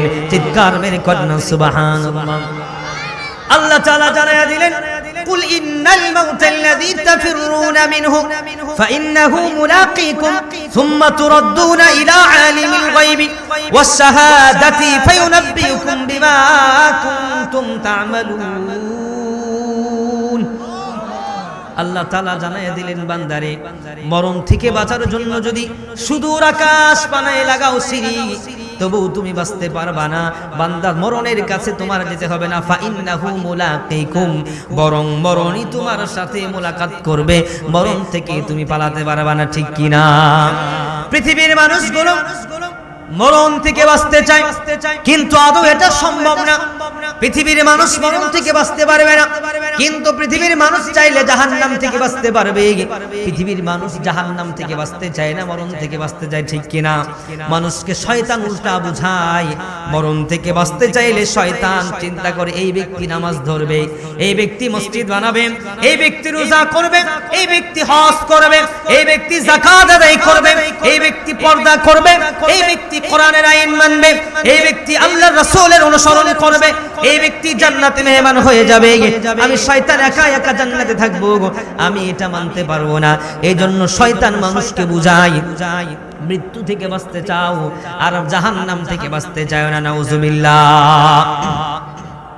মৃত্যু থেকে বাঁচা যাবে, বাঁচা যাবে, জাহান্নাম থেকে বাঁচা যাবে। ভাই রে কি কই রে, জাহান্নাম থেকে বাঁচা, জাহান্নাম থেকে বাঁচা যাবে। এই যে পাশেই কবরস্থান, ঠিক না? পাশেই কবরস্থান। যুবক তুমি কার মায়ায় দৌড়াও? মসজিদের খাটিয়া তোমার জন্য অপেক্ষায় আছে, মসজিদের গোসলের খাট তোমাকে ডাকছে, কবরের মাটি তোমাকে ডাকছে। তুমি কাকে আপন বানাও? কাকে তুমি দিল দিয়ে ভালোবাসো? যে খাট তোমাকে সর্বদা ডাকে, যে কবরের মাটি প্রতিটা মুহূর্ত তোমাকে ডাকে, সেই কবরের মাটিকে তুমি আপন বানাতে পারছো না। যেই মাটির ভিতরে গেলে মাটি তোমাকে চাপা মেরে ধ্বংস করে দিবে, সেই মাটির উপরে দাঁড়ায়া তুমি সুদ খাও, মাটির উপরে দাঁড়ায়া তুমি গীবত করো, মাটির উপরে দাঁড়ায়া তুমি চুগলখড়ি করো, মাটির উপরে দাঁড়ায়া তুমি ঘুষ খাও, মাটির উপরে দাঁড়ায় ইতিমের হক তুমি নষ্ট করো। তুমি কি চিন্তা করো না যুবক? তুমি এই মাটির ভিতরে চলে গেলে মাটি তোমাকে অনু পরিমাণের জন্য, বিন্দু পরিমাণের জন্য তোমাকে ছাড় দিবে না, ঠিক কি? যুবক তুমি কার মায়া আছো? যে রাসূল প্রতিটা মুহূর্ত ভালোবাসে, যে রাসূল এখনো তোমার জন্য মদিনাতুল মুনাওয়ারায় রওজাতুল মিন রিয়াদিল জান্নাহর ভিতরে বসে শুয়ে শুয়ে তোমার জন্য কাঁদে, তুমি সেই রাসূলকে ভালোবাসতে পারলা না। তুমি গান্ধা নারীর ভালোবাসায় পড়লা, তুমি পচা পুরুষের ভালোবাসায় মগ্ন হয়ে তুমি তোমার দিন আমলকে তুমি নষ্ট করে ফেললা। তোমার এই ভালোবাসা তোমাকে বিন্দু পরিমাণ কবরে সহযোগিতা করবে না। ওমাল হায়াতুদ দুনিয়া ইল্লা মাতাউল গুরুর। এই দুনিয়াটা হচ্ছে ধোঁকা, এই দুনিয়াটা হচ্ছে ধোঁকার জায়গা, এই দুনিয়াটা হচ্ছে অবহেলার জায়গা। এই দুনিয়াতে কেউ কাউকে আপন মনে করে না, স্বার্থ ছাড়া এই দুনিয়ার মানুষ কেউ কাউকে ভালোবাসে না। অতএব আপনাদেরকে উদাহরণ দেই, এই বিশাল একটি পোস্টার আপনারা করেছেন, এই পোস্টারে এই লেখাগুলো হওয়ার আগে পোস্টারের এই পিঠটা যেই রকম সাদা, এই পিঠটাও তেমন সাদা ছিল, ঠিক কি না? ভুল কিছু বললাম? যদি সত্য বলে থাকি সবাই বলে ঠিক কি না? এই পোস্টারে এই পিঠটার মধ্যে লেখা আসার কারণে আমরা সবাই এই পিঠটাকে অবহেলা করে এটাকে ধামা চাপা দিয়ে দেই, আর এই পিঠটাকে সদরে দিয়ে সবাইকে দেখায় দিই, ঠিক কি? জোরে বলেন ঠিক কি না? কেন এই পিঠটার নাম হয়েছে? এই পিঠের মধ্যে লেখা রয়েছে ওমাল হায়াতুদ দুনিয়া ইল্লা মাতাউল গুরুর। কার মায়ায় পড়ো যুবক? ও আমার বাঁধা, কাকে ভালোবাসতেছো? এই পৃথিবীর দুইটা পিঠ রয়েছে, জমিনের উপরের পিঠে তুমি থেকে সুন্দর করে বাড়ি করলা, ঘর করলা, ঘর করার পরেও তোমার তৃপ্তি হয় না, বিয়ে করলা, বিয়ে করার পরেও তোমার ঘর সুন্দর হলো না, সন্তান নিলা, সন্তান হলো দুইটা ছেলে, তাও তোমার মন বলে না একটা মেয়ের তোমার দরকার। এরপরে তোমার মন ভরে। যুবক পর্দার আড়ালের মা বোন শোনো, এই জমিনের উপর পিঠটাকে যে এরকম সুন্দর করে সাজাইলা, জমিনের অপর পিঠটা হলো কবরের বাড়ি। ওই বাড়িটাকে যদি তুমি এইরকম সুন্দর করে সাজাইতে না পারো, মসজিদ দান করে, মসজিদে দান করে ঘর বানাইলাম, ঘরের চাবি নিলা না, কোনো লাভ হবে না। ঘর বানাইলা, ঘরে ফার্নিচার করলা না, শুইতে পারবা না, ঘুমাইতে পারবা না, খাইতে পারবা না। আল্লাহ রাসূল বললেন, বান্দা জান্নাতে ঘর বানাইলে শুধু কাজ হয় না, ঘরের ভিতরে থাকতে হলে খাট লাগবে, চেয়ার লাগবে, পালঙ্ক লাগবে, বউ লাগবে, বাচ্চা কাচ্চা লাগবে, ক্ষমতা লাগবে। উম্মতরে দুনিয়াতে তোমার যেই রকম সব কিছু দরকার, জান্নাতে উম্মত তোমার সেই রকম সব কিছু দরকার। অতএব উম্মত যদি জান্নাত ও বিলাসিতা করতে চাও, আল্লাহর জন্য বিলাস হয়ে যাও, আল্লাহর জন্য ফি সাবিলিল্লাহ হয়ে যাও। আল্লাহ তোমাকে জান্নাতের মেহমান বানায়া সুখ শান্তি দিয়ে ভরপুর করে দেবে। সুবহানাল্লাহ। রাজি আছি না আমরা? রাজি আছি না আমরা? আল্লাহ রাসূল সাল্লাল্লাহু আলাইহি ওয়াসাল্লাম সিদরাতুল মুনতাহা থেকে রফরফ নামক একটি বাহনের উপরে চড়লেন। যেই বুরাক ছিল দ্রুতগামী, বুরাক আছে বারকুম থেকে, বিদ্যুৎ থেকে। বিজ্ঞান প্রমাণ করে একটা বিজ্ঞানের কোনো পরিমাণ কিভাবে দ্রুত দৌড়ায়। বিজ্ঞান বলে বিদ্যুৎ এত দ্রুত দৌড়ায়, সেকেন্ডে 2,60,000 কিলোমিটার দৌড়াইতে পারে। সুবহানাল্লাহ। বিদ্যুৎ যদি সেকেন্ডে 2,60,000 কিলোমিটার দৌড়াইতে পারে, চিন্তা করেন বুরাককে আল্লাহ তাআলা কত ক্ষমতা দান করেছেন। তাহলে বুঝেন বুরাক কেন এক রাতের মধ্যে আল্লাহর রাসূলকে সিদরাতুল মুনতাহা নিতে পারবে না। আল্লাহর রাসূল বলেন, বুরাকের যতটুকু পাওয়ার রয়েছে রফরফের তার চেয়ে কোটি কোটি গুণ বেশি পাওয়ার রয়েছে। সুবহানাল্লাহ। রফরফের মধ্যে গ্রহণ করলেন আমার রাসূল, আল্লাহ তাআলার আরশে মুআল্লার ভিতরে চলে গেলেন। আমার রাসূলকে আল্লাহ সুবহানাহু ওয়া তাআলা আত-তাহিয়াতু লিল্লাহি والصلوات والطيبات السلام عليك أيها النبي ورحمة الله وبركاته السلام علينا وعلى عباد الله الصالحين أشهد أن لا إله إلا الله وأشهد أن محمدا عبده ورسوله سبحان الله বলেন। আমার আল্লাহ বলেন উম্মতেরা রে, আমার আল্লাহ বলে বান্দারা রে, আমার রাসূলকে তোমরা ভুলো না। আমার রাসূলকে আমি আল্লাহ তাআলা গোটা বিশ্ব জুড়ে পরিচিত করে দিলাম। সুবহানাল্লাহ। আমরা বললাম রব্বুল আলামিন কিভাবে তোমার রাসূলকে গোটা বিশ্ব জুড়ে তুমি পরিচিত করলা? মুসলিম শরীফের হাদিসের মধ্যে বর্ণনা করেন, উলামায়ে কেরাম হাদিসে বর্ণনা করেন আল্লাহ রাসূলকে আল্লাহ বলেন আমি আমার রাসূলকে আযানের মাধ্যমে, আকামাতের মাধ্যমে, শাহাদাতের মাধ্যমে, তাশাহুদের মাধ্যমে আমি আমার বন্ধুকে পরিচিত করে দিলাম। চিৎকার মেরে করেন না সুবহানাল্লাহ। আমি আমার বন্ধু মুহাম্মদুর রাসূলুল্লাহর ঘোষণা। সুবহানাল্লাহ। আযানের মধ্যে যদি কোনো মুয়াজ্জিন সাহেব, ইমাম সাহেব যদি বলে আশহাদু আন্না মুহাম্মাদুর রাসূলুল্লাহ যদি না বলে, আপনারা গিয়া বলবেন হুজুর আপনার আযান ভুল হয়েছে, আবার দেন, ঠিক কিনা? তার মানে বোঝা গেল আল্লাহ যেখানে, আল্লাহর রাসূল সেখানে। আমার আল্লাহ তাআলা বলেন আমি আমার বন্ধুকে বিশ্ব জুড়ে পরিচিত করে দিব। সুবহানাল্লাহ। লম্বা কথা। আমার আল্লাহ তাআলা বললেন আমার বন্ধুকে আমি ভুলবো না, তোমরাও ভুলবা না। আমরা বললাম আল্লাহ কিভাবে তোমার বন্ধুকে আমরা ভালোবাসবো, কিভাবে তোমার বন্ধুকে আমরা মনে রাখবো? আমার আল্লাহ তাআলা বলেন কুল ইন কুনতুম তুহিব্বুনাল্লাহ ফাত্তাবিউনি ইউহিব্বুকুমুল্লাহ ওয়া ইয়াগফির লাকুম যুনুবাকুম ওয়াল্লাহু গফুরুর রহিম। আমি আল্লাহকে ভালোবাসো, আমার রাসূলকে ভালোবাসা হয়ে যাবে। আমার রাসূলকে ভালোবাসলে আমি আল্লাহকে ভালোবাসা হয়ে যাবে। যখন আমার রাসূলকে ভালোবাসবা, আল্লাহু গফুরুর রহিম, আমি আল্লাহ তোমার জীবনের সমস্ত সগীরা কবিরা গুনাহগুলো maaf করে দিব। চিৎকার মেরে কন্যা সুবহানাল্লাহ। আল্লাহ সুবহানাহু ওয়া তাআলা বন্ধুর সাথে দিদার দিয়ে দিলেন। বন্ধুকে দিদার দেওয়ার পরে আমার রাসূলকে আমার আল্লাহ তাআলা 50 ওয়াক্ত নামাজ দিলেন আর জানায় দিলেন রাসূল গো আমার বন্ধুরে, আপনি যদি আপনার উম্মতকে 50 ওয়াক্ত নামাজ দিতে পারেন, 50 ওয়াক্ত নামাজ আদায় করলে আপনার উম্মতের জন্য আমি আল্লাহ তাআলা জান্নাত রেখে দিলাম। জোরে জোরে কন্যা সুবহানাল্লাহ। 50 ওয়াক্ত নামাজ দিয়ে দিবেন। ঈসা মুসা আলাইহিস সালামের কাছে ষষ্ঠ আসমানে এসে মুশারা করলেন, পরামর্শ করলেন। মুসা আলাইহিস সালাম বলেন আমার উম্মতি মানে নাই, আপনার উম্মত মানবে না, আমল করবে না, আবার যান, বারবার যান। 10 বার যাওয়ার পরে আমার রাসূল 5 ওয়াক্ত নামাজ নিয়ে আসলেন। কয় ওয়াক্ত? জোরে বলেন কয় ওয়াক্ত? 5 ওয়াক্ত নামাজ আমার রাসূল নিয়ে আসলেন। আমার রাসূল বলেন, আমার কোন উম্মত যদি 5 ওয়াক্ত নামাজ আদায় করতে পারে, আমি আমার ওই উম্মতের জন্য জান্নাতের ওয়াদা দিয়ে দিলাম, জান্নাতের ঘোষণা দিয়ে দিলাম। সুবহানাল্লাহ। قد أفلح المؤمنون الذين هم في صلاتهم خاشعون। আল্লাহ তাআলা জানিয়ে দিলেন মুমিনরা সফল। আল্লাহ চাইলে বলতে পারতেন মুমিনরা সফল হবে, আল্লাহ চাইলে বলতে পারতেন মুমিনরা সফল হচ্ছে, সফলতার দিকে দৌড়ে দৌড়ে যাচ্ছে। না না, আল্লাহ তা বলে নাই। আল্লাহ বলেছে যে মুমিন হয়েছে ওই ব্যক্তি সফল হয়েছে। সুবহানাল্লাহ।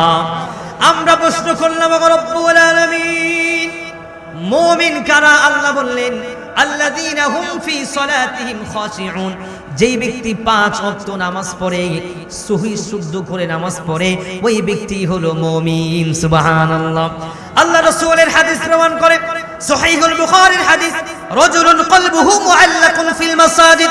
আল্লাহ রাসূল বলেন মুমিনের হৃদয়ের ভিতরে, মুমিনের কলবের ভিতরে সর্বদা সব সময় মসজিদের জন্য কাঁদে। মুমিনের হৃদয় সব সময় মসজিদের জন্য কাঁদে। কখন আজান হবে, আজান হলেই আমি দৌড়ে মসজিদে চলে যাব। যেই ব্যক্তি মসজিদে আসে, যেই ব্যক্তি 5 ওয়াক্ত মসজিদে আসবে, ওই ব্যক্তি মসজিদের কি প্রয়োজন, মসজিদে কি লাগবে সেটা বুঝবে।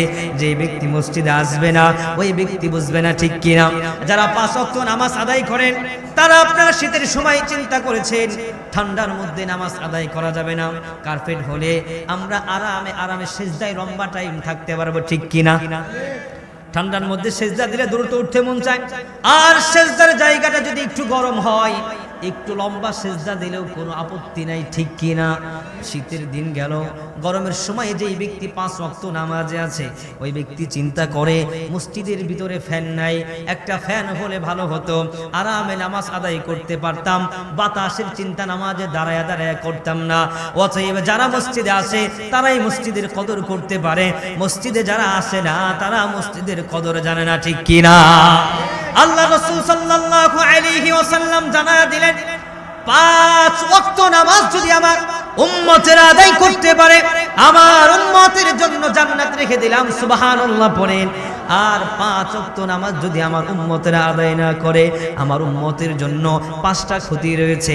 1 নম্বর ক্ষতি হলো, যেই ব্যক্তি ফজর কাজা করবে, ওই ব্যক্তির চেহারা থেকে সৌন্দর্য নষ্ট হয়ে যাবে, ওই ব্যক্তির চেহারা থেকে নূর চলে যাবে, ওই ব্যক্তির চেহারার মধ্যে নূর থাকবে না। এবার বলবেন হুজুর নূরের কোনো দরকার নাই, ফেরান লাভলি আছে, নাইট ক্রিম আছে, ইত্যাদি মাইখা মাইখা আমরা সুন্দরী হয়ে যাব। কথা কয় না? আমাদের গাজীপুরে প্রচুর আছে নাইট ক্রিম ব্যবহার করে, আমার সুদামপাড়াও আছে, এদিকে নাই? কথা কয় না? ও বাজান কথা কইতে আছে না নাই? ও খালা, তুমি যতই নাইট ক্রিম ব্যবহার করো, ফজরের নামাজ যদি না আদায় করো, তাও তোমার দিকে তাকাইবো না, ঠিক কি না? যে তাকাবে সে তোমাকে খাওয়ার জন্য তাকাবে, অন্যথায় অন্য কিছুর জন্য, ঠিক কি না? ফর এক্সাম্পল, পুকুরের পাড়ে দাঁড়ায়া পুকুরের পানির প্রশংসা পৃথিবীর সবাই করে। পুকুরের পানি কি পরিষ্কার, গোসল করতে পারলে কত শান্তি লাগতো, ঠিক কিনা? কিন্তু পুকুরের পানি কেউ খায় না। সাবধান মা বোন, একটা বিবাহিতা নারীকে, একটা সুন্দরী নারীকে একটা পুরুষ বিয়ের জন্য তোমাকে ভালোবাসে না, বরং তোমাকে ভক্ষণ করার জন্য ভালোবাসে, ঠিক কিনা? বুঝলে বুঝপাতা, না বুঝলে তেজপাতা, ঠিক কিনা? তুমি যতই কাম হবে না। একজন দিনদার পরহেজগার ব্যক্তি কোনোদিনও তোমার দিকে বিয়ের জন্য তাকাবে না, বরং আজাখোর, গাঁজাখোর, বাবাখোর, ট্যাবলেটখোর যে ব্যক্তি জুয়া খেলে, ওই ব্যক্তি তোমার জন্য পাগল হবে। আর এখনকার নারীরা টিকটক আলাগো গাঁজাখোরকেই বেশি ভালোবাসে, ঠিক কি না? এক নারীরে প্রশ্ন করছি, কেন তোমরা এত বেশি গাঁজাখোর আর জুয়াখোরকে ভালোবাসো? তোমাদের কি ভালো ভালো ছেলে চোখে পড়ে না? কয় গাঁজাখোর আর জুয়াখোরকে এই জন্য পছন্দ করি, ওরা মডার্ন বুঝে, আধুনিকতা বুঝে, বিড়ি ওরাও খায় আমরাও খাই, গাঁজা ওরাও খায় আমরাই খাই। আর একজন ভালো ছেলেকে বিয়ে করলেও কি গাঁজা খায়? আমি যদি আরে কই আজকে আমাকে নিয়ে একটু রমনা পার্কে চলো তো, ভয় তুই নারী মানুষ, তো রমনা পার্কে যাওয়া যাবে না, ঠিক কি না? রমনা পার্ক, ও রমনা পার্ক এদিকে কি আমাদের এদিকে পার্ক আছে না? টাঙ্গাইল আছে ডিসি পার্ক, আমি মাঝে মাঝে যাই দেখি, ডিসি পার্ক, লেক পার্ক, কি জানি ইত্যাদি ইত্যাদি আছে না নাই? রমনা পার্কের গাছের গোড়ায় বসছে গোরা জোড়াই জোড়াই, রমনা পার্কের গাছের গোড়ায় বসছে গোরা জোড়াই জোড়াই, যায় না চেনা মানুষ না পশু, যায় না চেনা মানুষ না পশু, ওদের আচরণ চলা ফেরাই, রমনা পার্কের গাছের গোড়ায় বসছে গোরা জোড়াই জোড়াই। ঠিক কিনা? এরা কি পুরুষ না বেড়ি নাকি পশু বোঝা যায় না। একটা কথা বলে ফেলি, যেহেতু আসছি নাগরপুরে কয়েকটা রেস্টুরেন্ট হয়েছে। আমি পরশুদিন বেকরা একটা প্রোগ্রাম করে আসার পথে হাসপাতাল মাঠ আছে না, এটার পাশে একটা রেস্টুরেন্ট হয়েছে, আমি গেছি। তা যাওয়ার পরে দেখি যে পাহাড় তুলি ভূতের মতো সব কিছু বানিয়ে রাখছে। একটু দেখি তাইলে ঘুরে ঘুরে আমার বলে, হুজুর স্ট্যান্ড আপ, একদম ব্রেক। কেন হুজুর ওইদিকে যাওয়া যাবে না? কিরে ভাই ওইদিকে যাওয়া যাবে না কেন? আমি একটু তেরা মানুষ তো গাত্তা, আমি ঢুকলাম, গিয়া দেখি নাউজুবিল্লাহি মিন যালিক, আস্তাগফিরুল্লাহ, কুত্তার কুত্তি যা করে ওইখানেও তা চলতেছে, নাউজুবিল্লাহি মিন যালিক। এই সমাজে আযাব হবে না? কোন সমাজ আযাব হবে? খালি ময়রা দেয় কি বাম্বুডা আল্লাহ ফেরেশতা দেয় মানে, ঠিক কি না? নাম্বার 2, যে ব্যক্তি জোহর কাজা করবে ওই ব্যক্তির রিজিক নষ্ট হয়ে যাবে। নাম্বার 3, যেই ব্যক্তি আসর কাজা করবে ওই ব্যক্তির যৌবন নষ্ট হয়ে যাবে। এবার জগৎ বাইরা বলবে, হুজুর আসর কাজা কইরা যৌবন নষ্ট হলে কি হবে? ফার্মেসিতে গেলে এই ট্যাবলেট আছে। কথা মাইন্ডে দিয়েন না, আমি শিখানোর জন্য বসছি। হযরত ওমর ফারুক রাদিয়াল্লাহু তাআলা আনহু, আলী রাদিয়াল্লাহু তাআলা আনহু ছিলেন আল্লাহ রাসূলের জামাতা। আল্লাহ রাসূল সাল্লাল্লাহু আলাইহি সাল্লামের জামাতার হঠাৎ করে খালি মুজিবের হয়, একটু পর পর গোসল করতে করতে বেচারার ঠান্ডা লেগে গেছে। সাইয়েদনা ওমর ফারুককে বললেন, ভাই আমার শ্বশুরকে জিজ্ঞেস করো এই পর্যায়ে আমার কোনো উপায় আছে কিনা। আল্লাহ রাসূল সাল্লাল্লাহু আলাইহি সাল্লাম কে ওমর ফারুক রাদিয়াল্লাহু তাআলা আনহু জিজ্ঞেস করলেন, আমার রাসূল জিজ্ঞেস করলেন, রোগী কি তুমি না অন্য কেউ? বলে, আমি না, আপনার মেয়ের জামাতা আলী কাররামাল্লাহু ওয়াজহাহু। সুবহানাল্লাহ। তখন বললেন, আলী, ইসলাম শিক্ষার ক্ষেত্রে বাবার ছেলে নাই, মার মেয়ে নাই, চাচার ভাতিজা নাই, এটা ওপেন বলতে হবে, এটার নাম ইসলাম। ঠিক কি না? ইসলাম রে একেবারে মামার বাড়ির বুয়া বানাইছে আর জেলখানার কারাগারের বানাই দিয়েছে, যে এত কঠিন বানাই দিয়েছে। নাম্বার 4, যে ব্যক্তি মাগরিব কাজা করবে ওই ব্যক্তির জীবন থেকে সম্মান, ইজ্জত, সুখ, শান্তি গুলো নষ্ট হয়ে যাবে। নাম্বার 5, যে ব্যক্তি এশা কাজা করবে ওই ব্যক্তির জীবন থেকে আরামের ঘুম হারাম হয়ে যাবে। নাউজুবিল্লাহ। এই যে 5টা জিনিস যে আমাদের জিন্দেগির থেকে মাইনাস হবে, এগুলো কি গুরুত্বপূর্ণ নাকি গুরুত্বপূর্ণের বাইরে? জোরে কন না, গুরুত্বপূর্ণ না? গুরুত্বপূর্ণ না? এগুলো যদি ঠিক রাখতে চান তাহলে 5 ওয়াক্ত নামাজ ধরেন, আল্লাহ তাআলা আপনাকে গুরুত্বপূর্ণ করে দেবে। সুবহানাল্লাহ পড়েন। আল্লাহ রাসূলকে নামাজ দিয়ে দিলেন। আল্লাহ রাসূল সাল্লাল্লাহু আলাইহি ওয়াসাল্লাম যখন মৃত্যুবরণ করলেন, মৃত্যুবরণ করার সময় মাথা ঘোরায় বেলাল হাবশী মসজিদে নববীতে আযান দিয়ে দিলেন। আযান দেওয়ার সঙ্গে সঙ্গে আমার রাসূল বলে, ও আয়েশা, আমার মনে হয় আমি আর মসজিদে নববীতে প্রবেশ করতে পারবো না। অ্যাটেনশন প্লিজ, একটু চোখের পানি ছাড়েন, দেখেন রাসূলের মায়ের চোখের পানি বের হয় কিনা। আমার রাসূল বলেন, আয়েশা রে, আমার আর মসজিদে নববীতে নামাজের কোনো সুযোগ হবে না। যাও আব্দুর রহমান বিন আবু বকরকে ডাকো, তোমার ভাইকে বলো আমার নামাজের ইমামতির জায়গায় যেন আবু বকর দাঁড়ায়, আজকে থেকে ইমামতির মুসল্লায় দাঁড়ায় যায়। লম্বা কাহিনী। রাসূল সাল্লাল্লাহু আলাইহি ওয়াসাল্লাম সিদ্দিক আকবরকে ডাকালেন। সিদ্দিক আকবর নামাজের মুসল্লায় দাঁড়ালেন। আমার রাসূল আম্মা জান আয়েশা সিদ্দিকা রাদিয়াল্লাহু তাআলা আনহাকে বলে, ওগো আমার কলিজার টুকরা আয়েশা, ওগো আমার আয়েশা, আমার দিল বড় কাঁদে, আমার মন বড় কাঁদে। মসজিদে নববীর ভিতরে আজান হচ্ছে, এই নববীর ভিতরে গিয়ে নামাজ আদায় করি, কিন্তু আমার শরীর তো পারে না। আয়েশা রে, আমাকে একটু সোজা করে দাও। আম্মা জান আয়েশা সিদ্দিকা রাদিয়াল্লাহু তাআলা আনহার বুক মুবারকের মধ্যে আমার রাসূল করিম সাল্লাল্লাহু আলাইহি ওয়াসাল্লামের পিঠ মুবারক লাগা এরকম করে বসে রইলেন। আয়েশা রাদিয়াল্লাহু তাআলা আনহাকে বললেন, তোমার ভাই আব্দুর রহমান বিন আবু বকরকে বলো একটু জানালাটা ওপেন করে দেওয়ার জন্য। আমার রাসূল জানালা খুলে দেওয়ার সঙ্গে সঙ্গে ওজোরে চোখের পানি ছেড়ে ছেড়ে দিয়ে আমার রাসূল কান্না করে। আম্মা জান আয়েশা সিদ্দিকা রাদিয়াল্লাহু তাআলা আনহা জিজ্ঞেস করলেন, কি জন্য আপনি কাঁদেন ইয়া রাসূলুল্লাহ? আপনি তো এখন আপনার মালিকের সাথে দিদার করতে যাবেন, আপনি তো এখন আল্লাহর কাছে তোরি জান্নাতে চলে যাবেন, তাহলে কি জন্য আপনি কান্না করতেছেন? আমার রাসূল বলে, আয়েশা রে, কান্না হলো দুই প্রকার। এক প্রকার কান্না হলো সুখের কান্না, আর এক প্রকার কান্না হলো দুঃখের কান্না। আজকে আমি রাসূল দুঃখের কান্না কাঁদতেছি না, আজকে আমি রাসূল সুখের কান্না কাঁদি।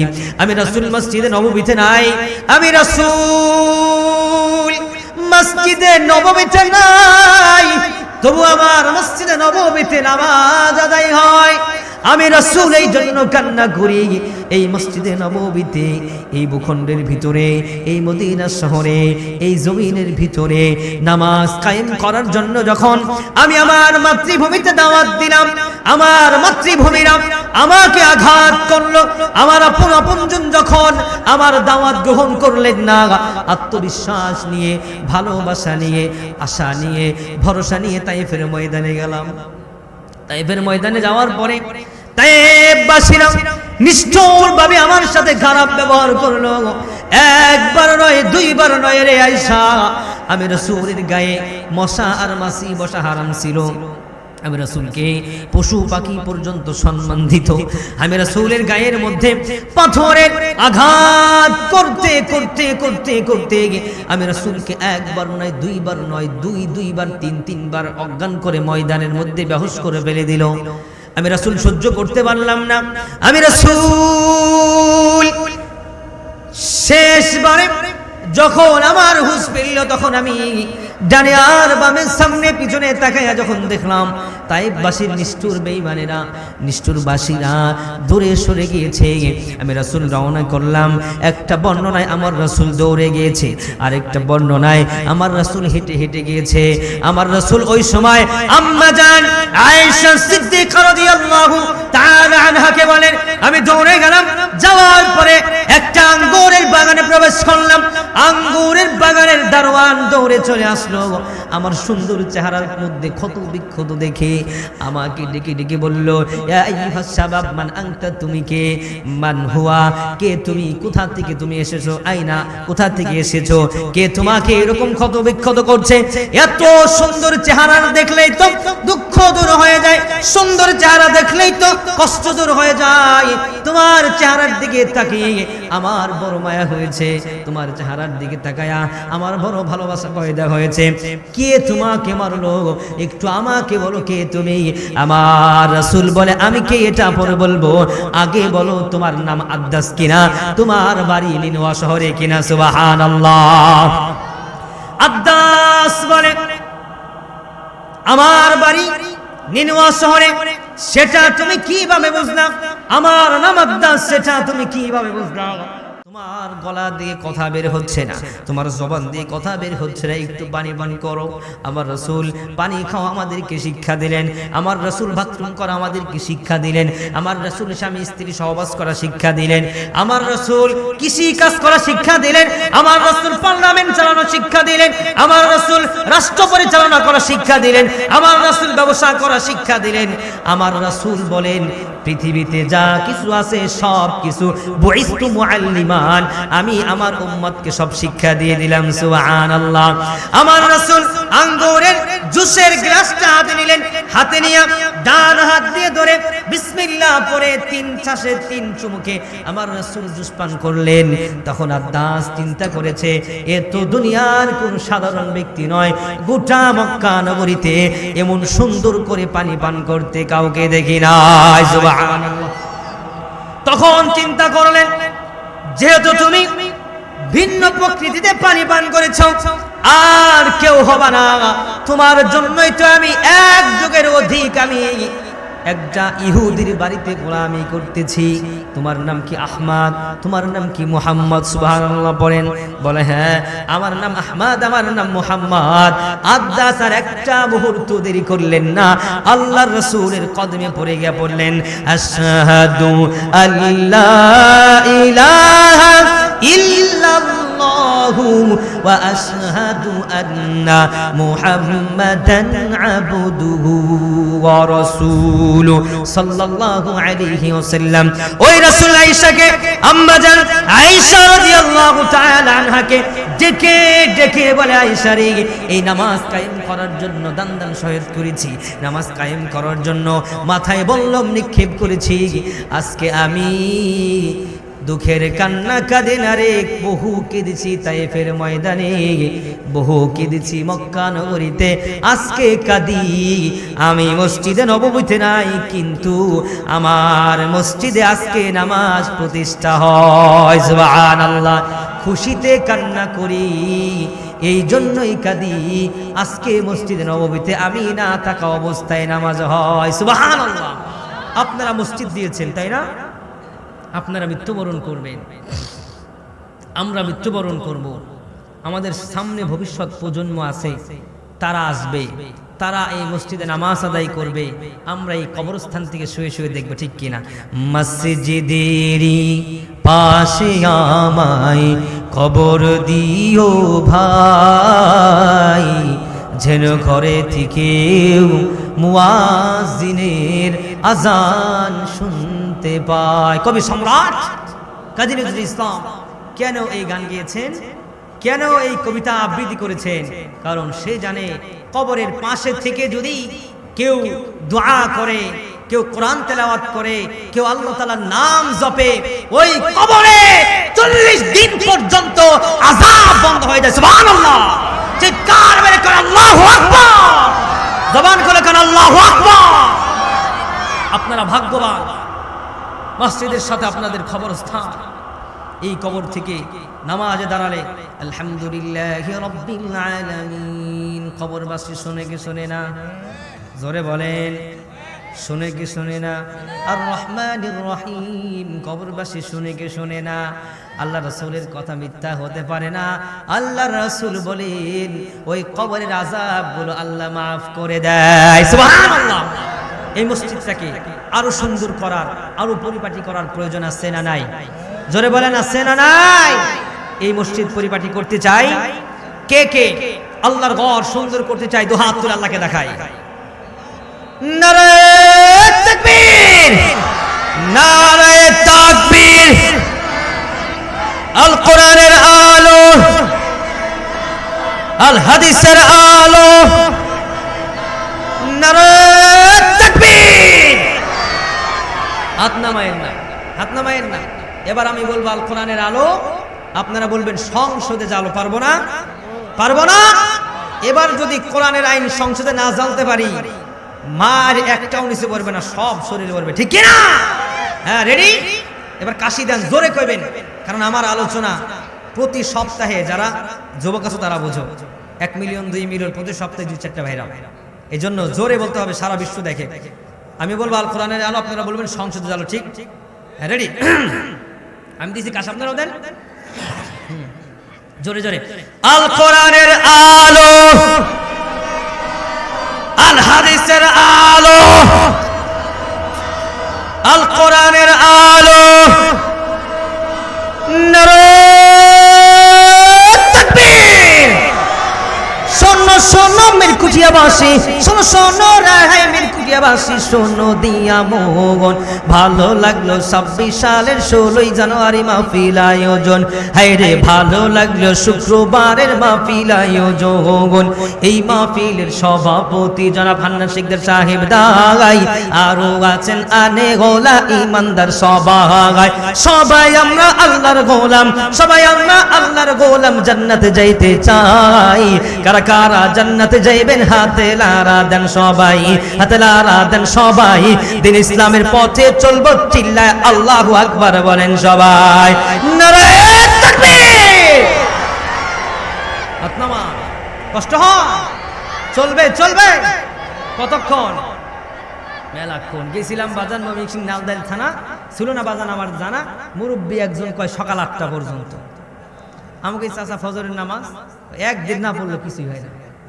তার মানে বোঝা গেল আল্লাহর ওলি পিস্তলের গুলি ইয়া মসজিদে যায় না, ঠিক কি না? যে নামাজ আদায় করে সেই ব্যক্তির জবান দিয়ে কোনোদিন বের হতে পারে না এক ওয়াক্ত নামাজ কাজা হলে কিছুই হয় না। নামাজ কাজা করব করব না। এই মসজিদের জন্য সকলে দিল খুলে মন উজাড় করে আল্লাহর ঘরের জন্য দান করতে রাজি আছি ইনশাআল্লাহ। আমি 10 জন ব্যক্তি চাই, যেই 10 জন ব্যক্তি 10